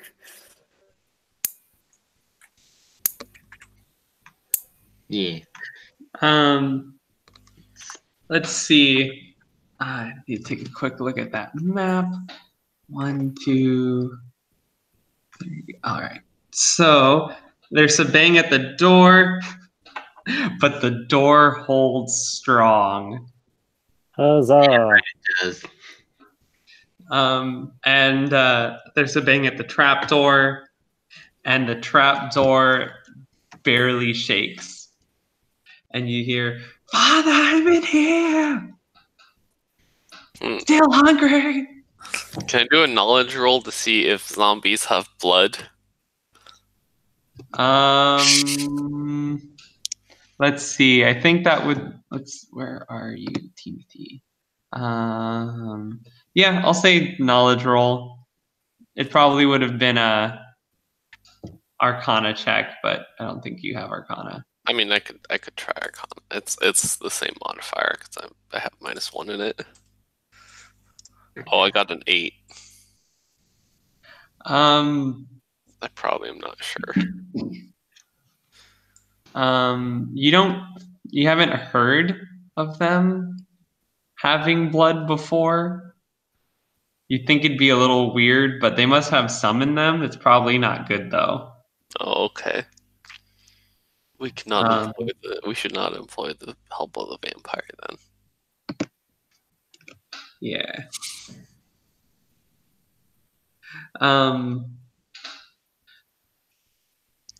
You hear as Donavich is helping Ismark at the moment, and he turns to you guys and says, "Don't let them get in. They're after my son. And they're after my son and Arena. They must not break this. They must not break this holy place."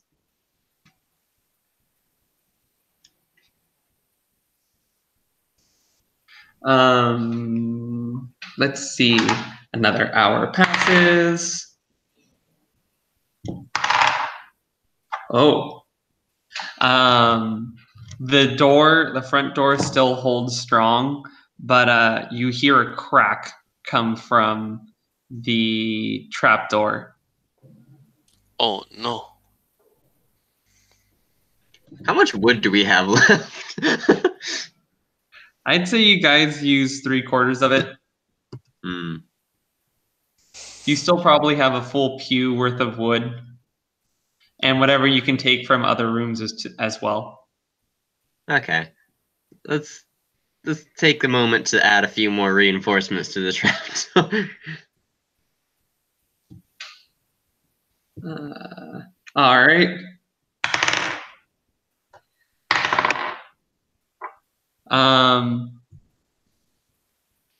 I'd say after some time, it's approaching midnight, or it's approaching 11 p.m. And you guys have reinforced the door. Ismark has been like stabilized. I'll say he's at about 10 HP.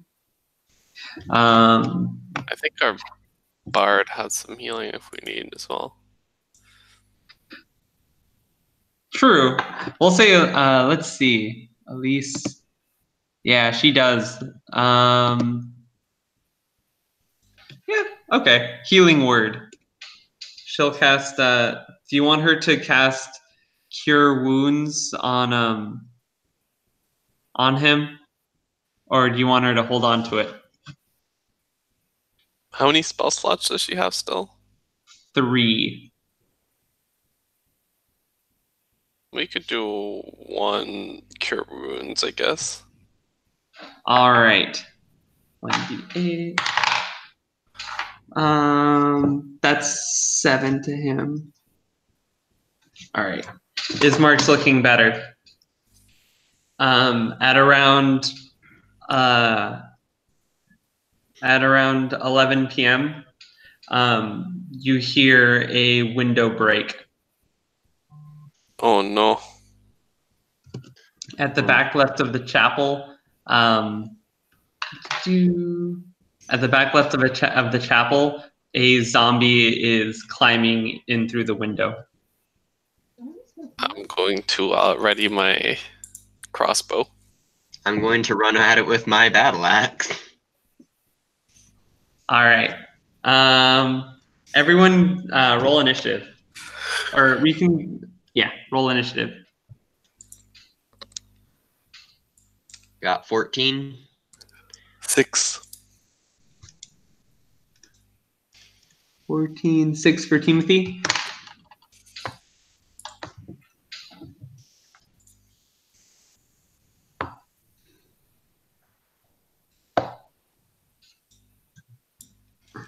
Oh, are you doing the map again? Or if not, it's fine. Nah, I don't think we need it. Okay, that's fine. Or I can do the map again, but the locations of you guys aren't really going to update. No, it's fine. I'll just have the picture of the zombies up.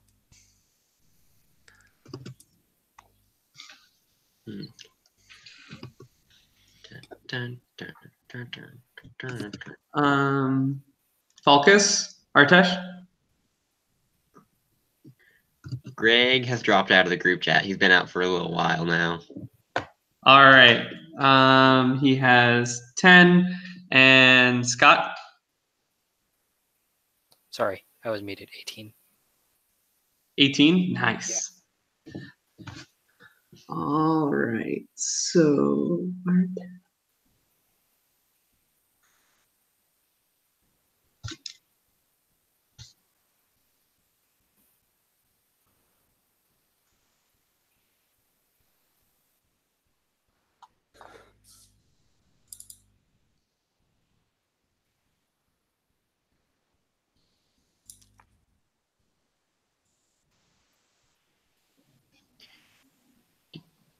Do, do, do, do, do, do, do. This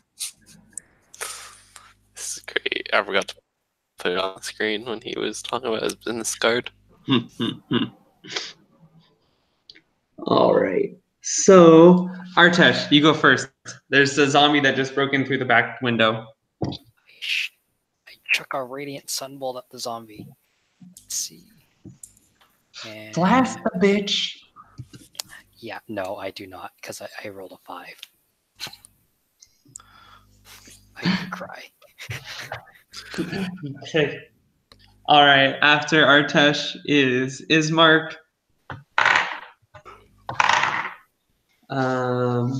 It's a D10. You hit. Ismark charges at the zombie, hitting it with his first slash, and it's trying to swing at it with its second slash, but it just skins the zombie. Also, wait, what did you say you rolled? Sorry, me? Yeah. 5. Total, is that total? Yep. Okay. Oof. Actually, he hits it with the second one too, because zombies have lows. Oh, nice. Don't you have a +5 to hit usually? He does. Oh, He's awesome. And that does. The radiant sunbolt has a +3. Every other attack has +5. oh, I rolled a 2. All right. So he slashes the legs off of this zombie. Nice. Was it climbing through leg first? Yes. Hey, made it He back. kind of just tumbled in. After Ismark is Skal. Is zombie. is there still a zombie left for me to hit? Yes. God I damn hit it! Why do I keep coming in after the fights? Well, They're starting to come in. There was only one zombie so far, but it's dead, I think. Oh, 19 to hit. It hits. And it does. 2.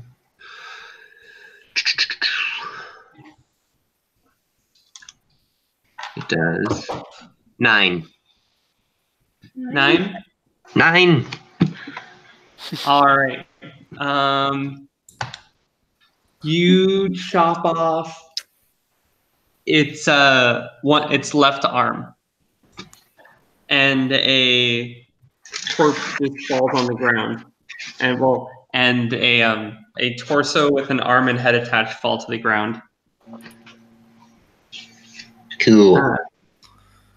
Next up is Arena, who takes a shot with her crossbow and hits, and hits it right in the chest.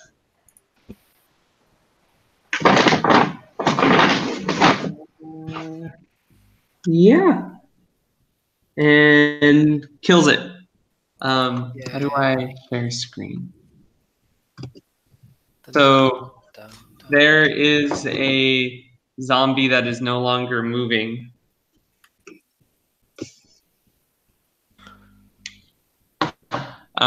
Lying in share screen, application window. Here we go.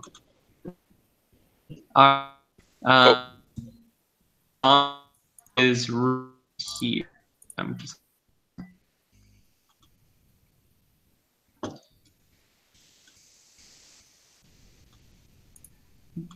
color it red. So there is a dead zombie there.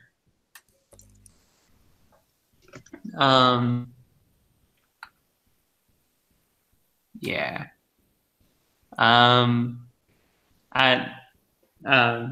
This happens at about midnight, actually.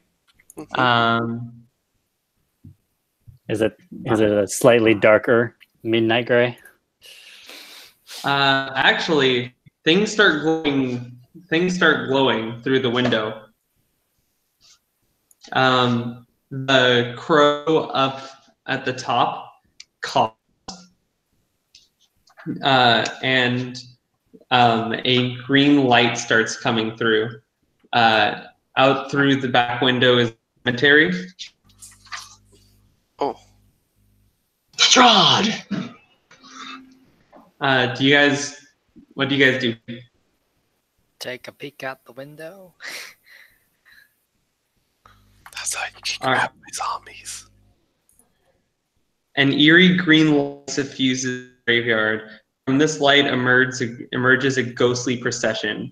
Wavering images of dowdy women toting great swords, wood-wise men with slender bows, dwarves with glittering axes, and archaically dressed mages with beards and strange pointed hats.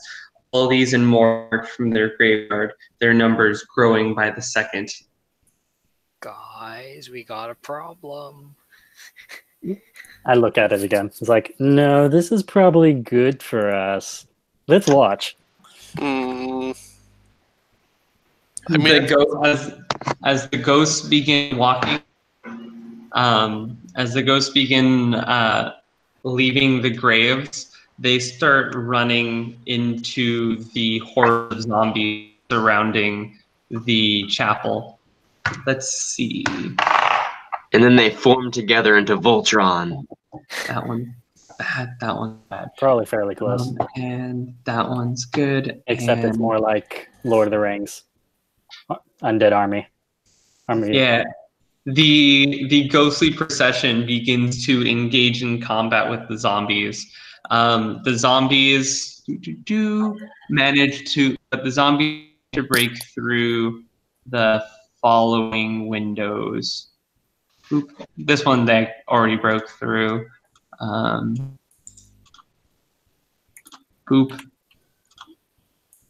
And boop. Four zombies managed to climb through the window, and a actually breaks through the door, but only a hand. Was anybody near the door? Just a question. Where I am was I? more in the center of the chapel because I have feel like I crossbows, was so I'm near the trying end to of take that shots. hallway, I guess is the answer. All right, so, all right, Teamothy, where are you? Where the hallway comes into the main chapel, right Here? in between A and F. Yeah, right there. You there? Falkas? We're deciding actual positions. Yeah. Wherever seems safest, behind the bulkiest person. The bulkiest Alright. person is the gnome. I'll put you there. Artesh, that's Falkas. Artesh? How high is the inside of this chapel? It's high enough that you'll be out of range. Where You're gonna sit in the rafters with the raven. Yeah, Yes, basically. Raven bro, bird friends. Bird friends! You're up in the rafters. You caught the raven. The raven calls back. I feel a strong bond. It looks at you very confused.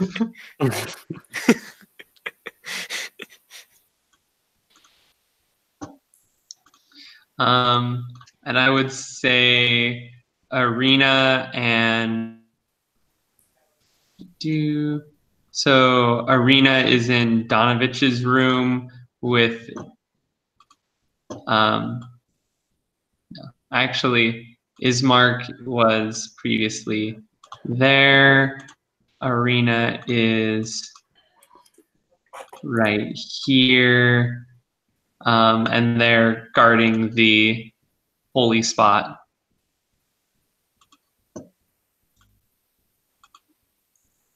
And oops, there we go. I'm going to say Elyse is probably with her boy toy. or I guess sugar daddy. I don't know.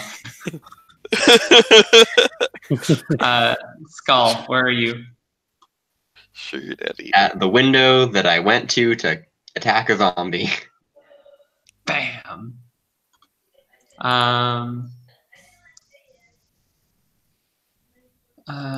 And Dish is also protecting the holy spot. And Doru is nowhere you need to concern yourself with. Actually, no, it's really obvious where he is. Doru is trying to get through the door. Oops. Oh. There we go. All right. We're going to use the same Doru's initiative done. order.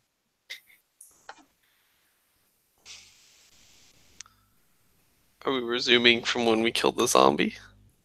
Yes. Okay. So who's next after Arena killed them? So we'll start again at the top with Artesh Oh, because this is a whole new round. alrighty. I will chuck a sunbolt at the bottom right zombie, I guess is the answer. Okay. Blast it. Is this going to be the last encounter for tonight? Oh yeah. Yes. I didn't even Please expect you guys to have this encounter. Okay. Does good, a Skal has to. 17 hit? A 17 does hit. Oh boy. Let's see how much damage it does now. Does radiant damage. Huzzah. It does, Yeah, that's actually good. It does 6 radiant damage. 6 radiant damage. Okay. Okay, that's radiant, not slashing or bludgeoning. So Aha, turns out they are not vulnerable to beheadings. I mean, see. To an extent. All right. After Artesh is Ismark. Ismark will join. Ismark. He will join his good buddy Skal to kick some ass and take some names. That's a hit. That's a hit. 6 is 18. So minus 18.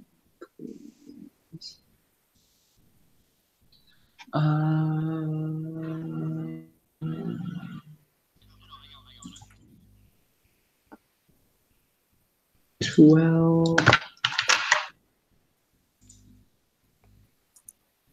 And that knocks off a leg and Oh. give me a Oh, second. It knocks off his O.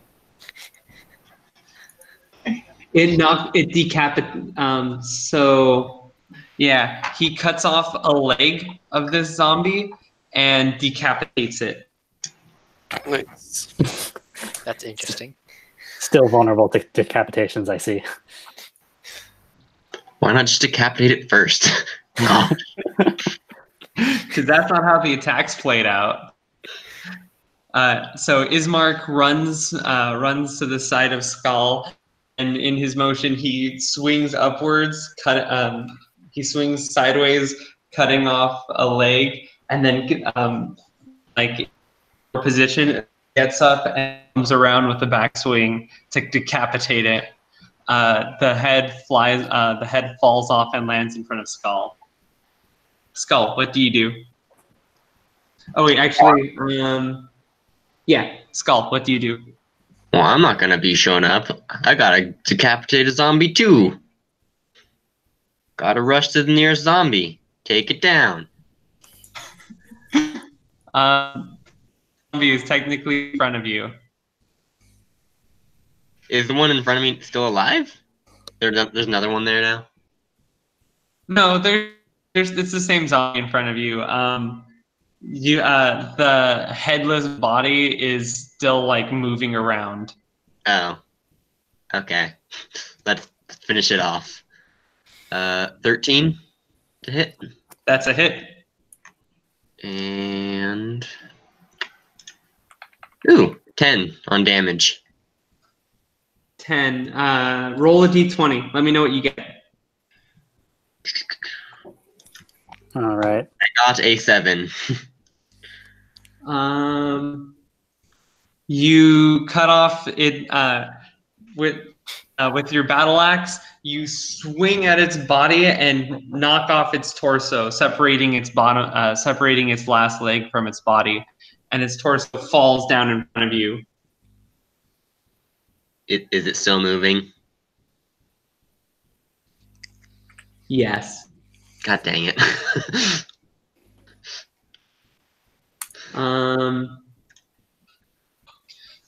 So next up is Arena, who will aim at this zombie with her crossbow. She will hit it for 4.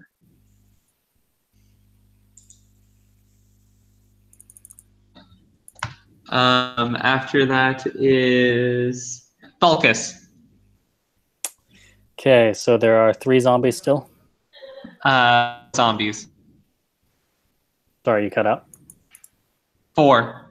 4 zombies. 4. Okay. I guess the one that is over on the right that seems to be pretty unattended looks like a good candidate. So who's the larger yellow one by the altar? This one is Donavich. Buzzer. And who's the other one? Other yellow one? This is Artesh, but he's also in the sky.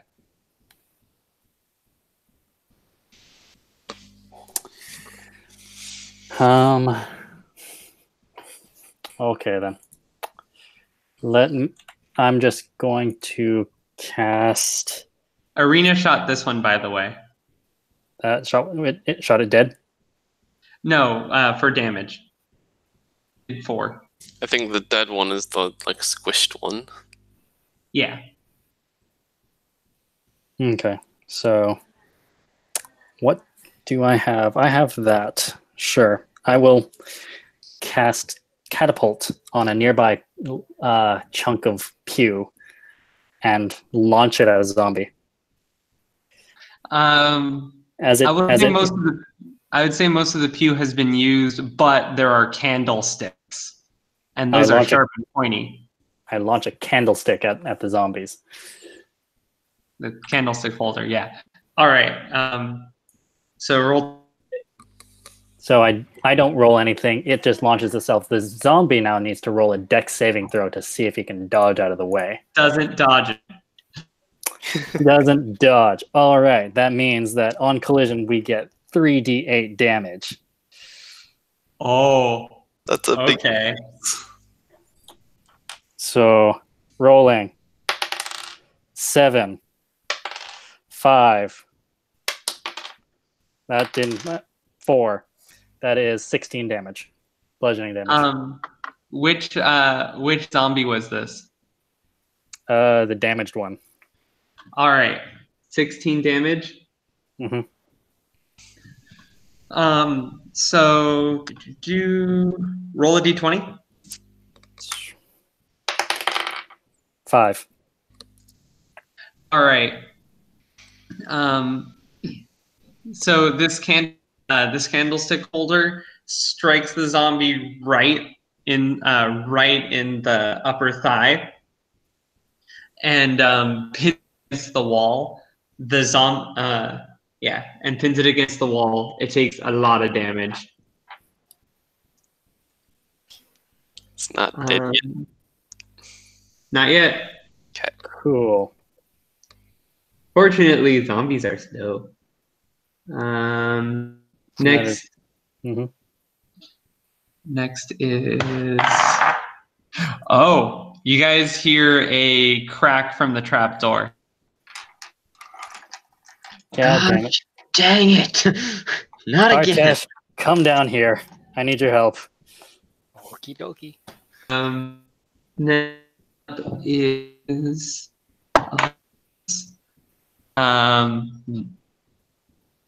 I'll say Elyse does Bardic Inspiration on Artesh. Cool. We're gonna play buff Artesh right now. Artesh, you need to kill everything. Use the key points. Kill them all. Let's see. What kind of... I'll pretend I said some kind of really good... Some limerick. Yeah. A witty limerick. Get a life. I just kind of stand there and chuck and all that someone told me to do that, but I'm slightly inspired. After Elyse is Teamothy. All right. I damaged one that got a candlestick through him, but is not yet dead. Mm-hmm. He will receive my curse or hex. I will hex him. So I cast hex. It's good for an hour. Let me Thought we were the good guys. What are we doing cursing and hexing people? I don't think zombies are people yet. hex. Maybe they are. Hex. Good is relative. God damn it, Scott. You're playing the only other good character. Sorry, I wasn't Who logged in. am I? Gotta Anyway. Chaotic All right, Leaf. so you hex this guy? Yeah, so I hex. Hold on, let me see which one you're scrolling Oh no, over. lawful neutral. The one that got candlesticked. Yeah, that one. Because I'm thinking he's almost dead, so might as well take him out. So I will hex him. So that's an extra 1d6 if I hit. Yep. And I'll, it's a I bonus guess action. I'll make his athletics skill be have disadvantage while he's hexed. Yeah, and then I will. It's the ability. It's the entire attribute, strength, dex, or whatever. Strength. His strength checks will be bad. But not his strength saving throws, just the checks. Yep. Okay. Okay. Yeah. So I do that, and then I will shoot him with a crossbow bolt. Hold on. I have to. I wasn't logged into D&D Beyond. Okay, so I cast my hex. That's a spell slot taken up. And crossbow heavy, you have +6 to hit. Rolling. Oh, I only got a 9 to hit. It hits. Oh, Nice. nice. Okay. 1d10 plus 1d6, d10 plus 4 damage. Okay. 15 D10. damage to the zombie. You want to describe how to kill it? Yeah, so he was already pinned in the leg, and that gave me an easy target to pin his head to the wall. And so my arrow goes in through his eye and sticks his head to the wall as well. But then he stops moving. Would it be how poor taste would it be if you kind of never mind, I'm not gonna say it. It's poor taste. Oh, Yeah. Nice job. are you going with dirty things, Andrew? No, I was gonna say like Balls to the wall.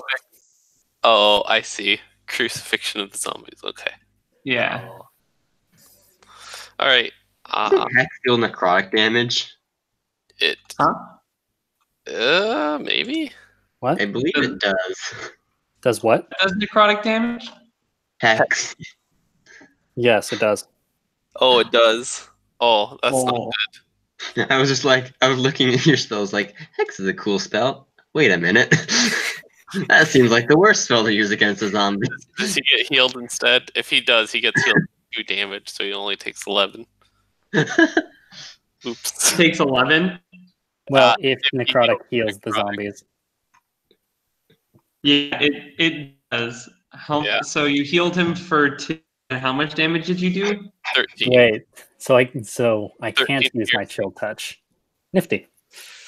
13 piercing and 2 healing. So I have good news for you. Mm-hmm. He was at 10. Okay, good. Phew. Still kill it.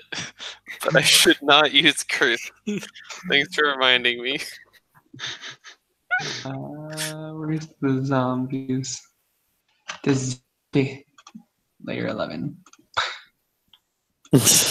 Why can't I? Oh, deselect. I want purple. I want black. That one's dead. All right, and after Teamothy is Donavich.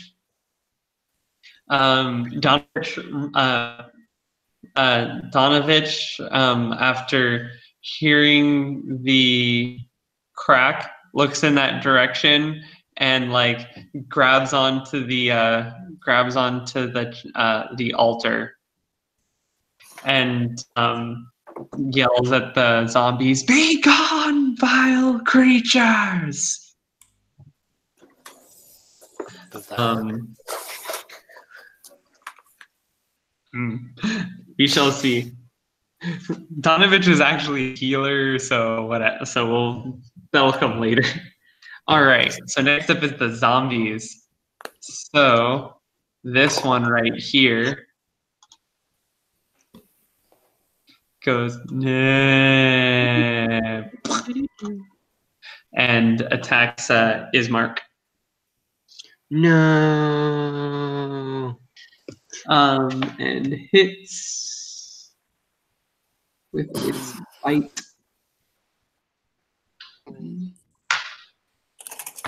And then misses with its claw and hits with its other claw. These are some strong zombies. Oh yeah. So this zombie just glomps onto Ismark and bites him in the arm and scratches at him. And does... Well, we gotta kill him now. He's been scratched. Mm-hmm. Give me a second to check that.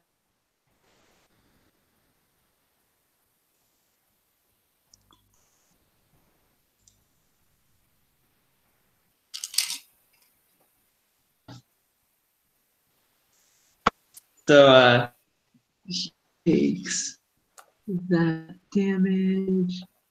He's still standing, but he looks really injured. The next zombie, so Skal, the torso with with arms in front of you, just kind of like reaches at you from the ground and tries to grab your legs. Let's see how this works.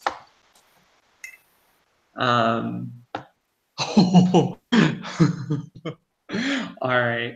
So I guess you attack too. Did it trip me? All You only right. have 2 feet to fall anyway. So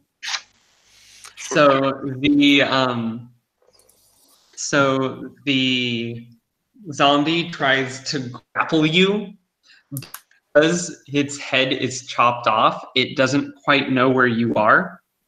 And instead of grappling you, it lands on one of its legs. Its cut off legs. Nice. Which, by the way, it rolled a 19, but because it doesn't have a head, it rolled a natural 1. And that'll be relevant because the body tries to grab at you, misses, and then lands on its legs. So it one of the other leg tries to the other leg kicks you in the shin and actually hits. What the Well, it does 1 damage to you, but because you cut off the head, it had disadvantage, which is good because it first rolled a crit. But yeah, you take 1 damage. I took 1 damage. Okay. From a leg. Rude. Let's see. Next up is the zombie over here, and they have movement. 20 feet.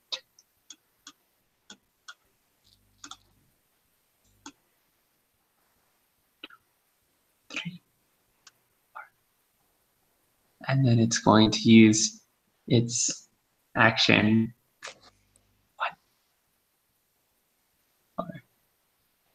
1.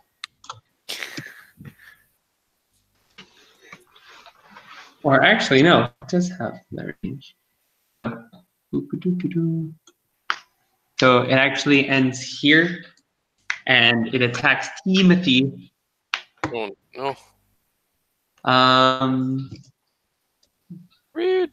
Does a 15 hit? No, it does not. I have, let me see, AC of 16. Get wrecked, zombie.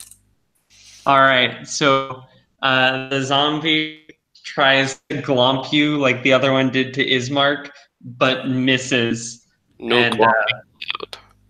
Yeah, misses its glomp as you step out of the way. And yeah, that's it. Oh wait, no, I forgot. So remember how you guys cut off the hand of the first zombie that went? Mm-hmm. Skal, I have bad news. Oh no. It gets a hit on, let's see, 16. Oof. Yep, it's you that for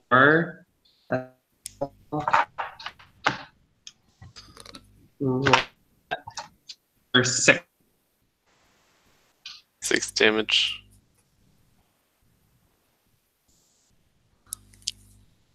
All right, and back to Artesh. Oh, okay.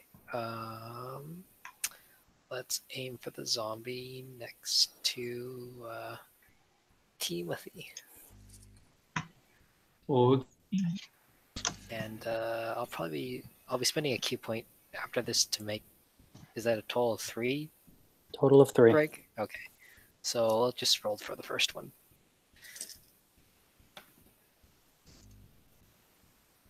Does a 19 hit? you know, funny thing. Darn. Normally, It does. yes, but does 6 damage again. 6 radiant damage. Huzzah! 6 radiant damage. And let's roll for the second fireball, or the second sunbolt. Does a 15 hit? Yes. Okay, second firebolt will do 5 damage. And the third firebolt will does a 13 hit. Yes. They have a armor class of the way, just to save time. Oh, okay, cool. Even better. 7 damage. Artesh, come down here. I need you to meet shield for me. I'll help. Fine, I'll fly in front of Greg then.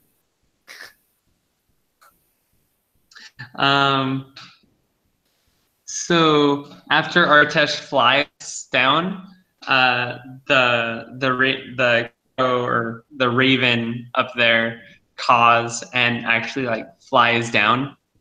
It goes up to the hand that attacked Skal, and it just pecks at it. Good bird. So it hits. Did anybody leave their familiar here? Anybody? Serious NPC character? It I pecks gotta at go it. about it. It's past bedtime. It pecks at it and kills the hand. Yay. Like the hand stops moving. My friend. Next up is Ismark, who fights the one that's on him. Hits it both times. 4 plus 6 is 10.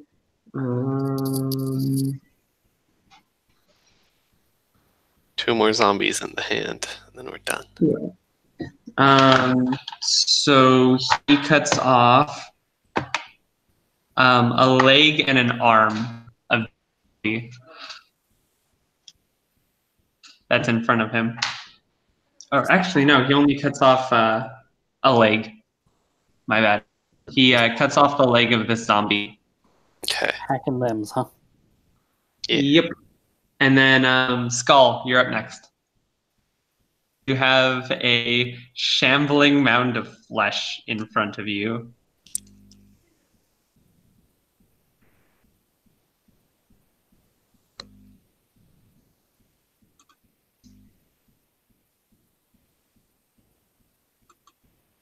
But he's gone to sleep. So I'm just going to say he attacks it, he hits, whatever he rolls, he kills it. It only has 2 health.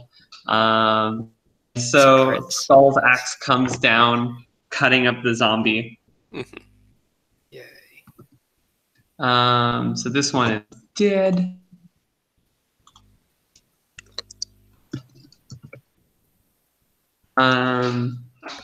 Next up is Arena, who takes a shot at the one that's on Ismark.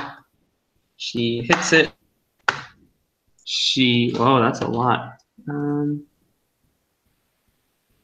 She hits it in the leg. The leg, which is loosely connected to the body, gets shot out from under it, and the torso falls on the ground. After that is Falkas. I think I'm in front of Falkas, by the way. Yeah. You already went.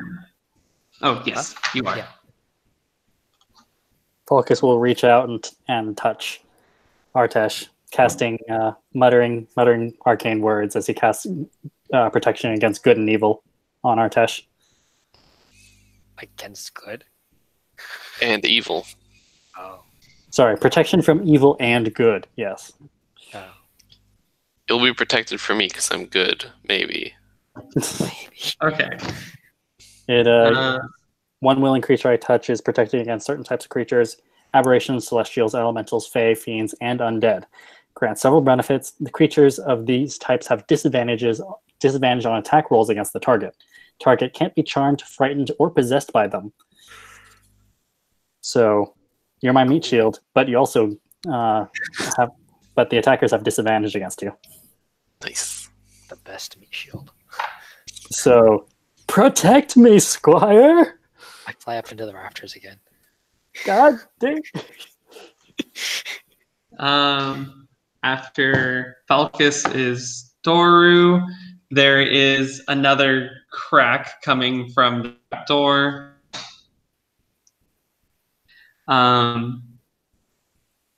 Then is Elyse, who plays music. Let's see, who's injured? We'll say that she heals Ismark.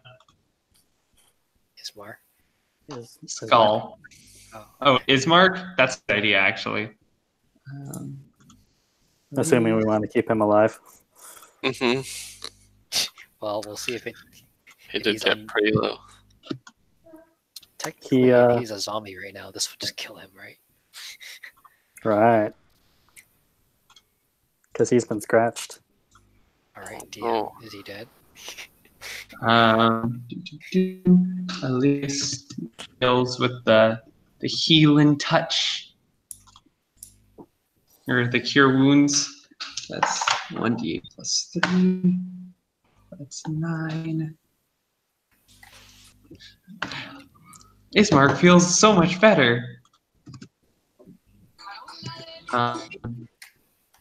Next up is Teamothy. Smash it in the face. Okay, I will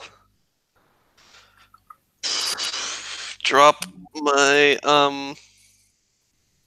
crossbow because he's in melee, and pull out my rapier. I'm just gonna drop the crossbow on the floor, not Not put it back. not put it back. Yeah, because it'd be an action to put it back. Yeah.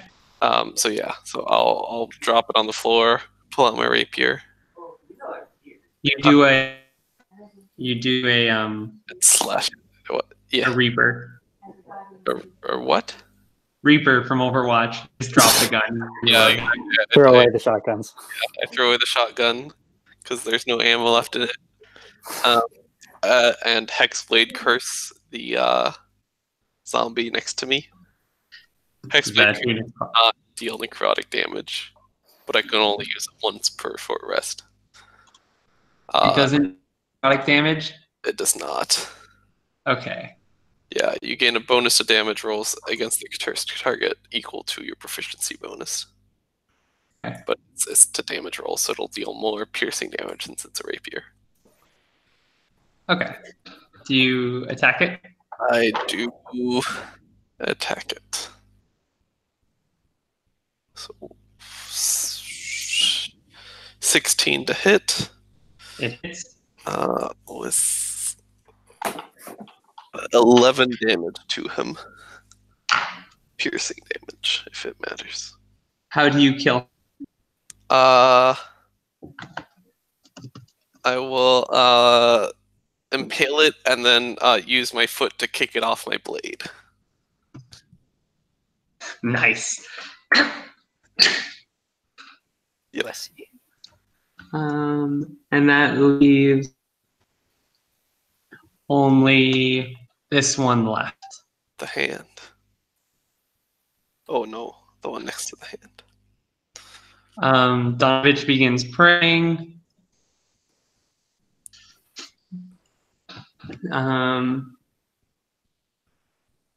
Next, and it's up to this guy again.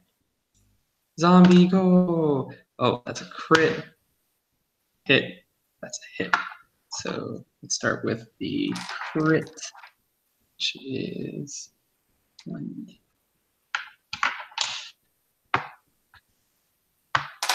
And 8, 12, 19.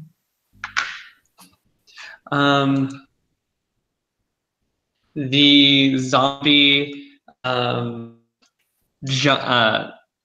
jumps on Ismark, bites him right in the neck, and like scratches him. He is He is on the ground.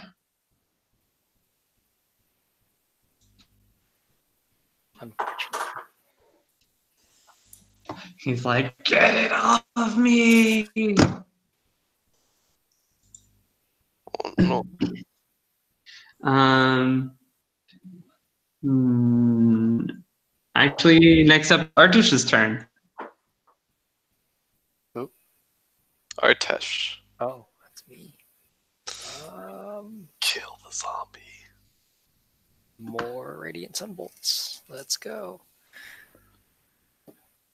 There's one zombie left, and it's bloodied. Okay, that hits. Let's see. That's 7 radiant damage, and because this is getting really tired of these stupid zombies, I'll just use another key point and do more hits. You don't need to if you don't want to. Oh, okay. Then never mind. Well, I mean, first attack first, and then see if the follow-up needs more. So he looks previously.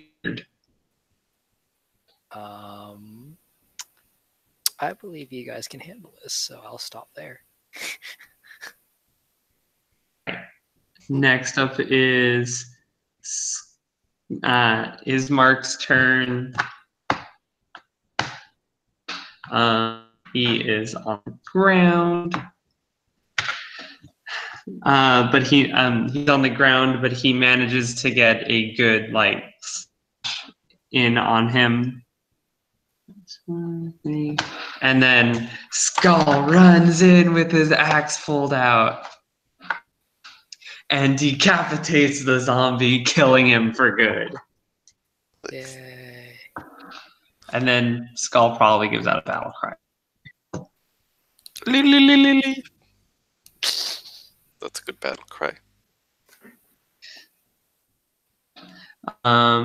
So all of the zombies in the chapel are dead.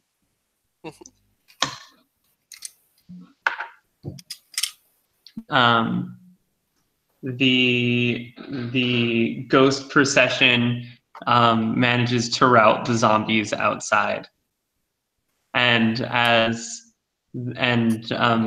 they do, a figure in the distance, as the zombies fall back, unmoving figure is there as the ghost procession follows around it. One of the ghosts with a sword goes in for an attack and is swatted out of existence by the figure. A mist starts creeping in, and the figure disappears,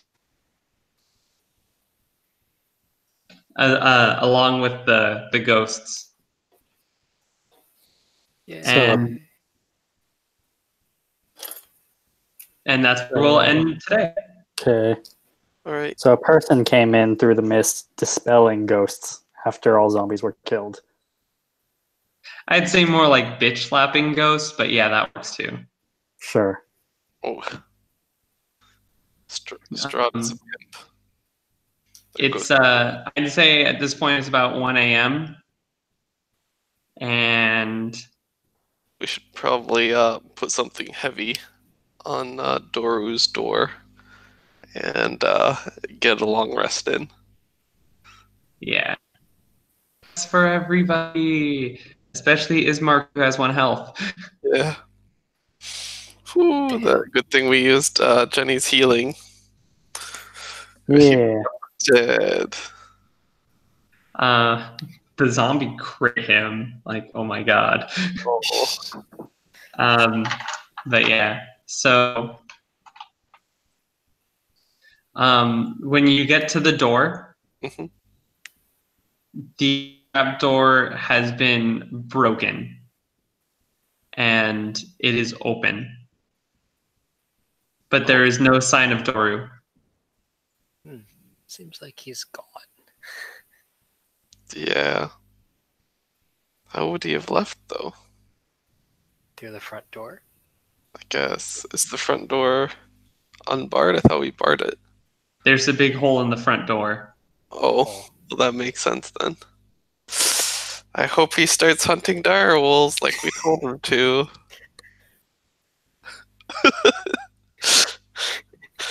Alright, Sure. so I guess we'll take a long rest and start back up next week. Yep. Alright. And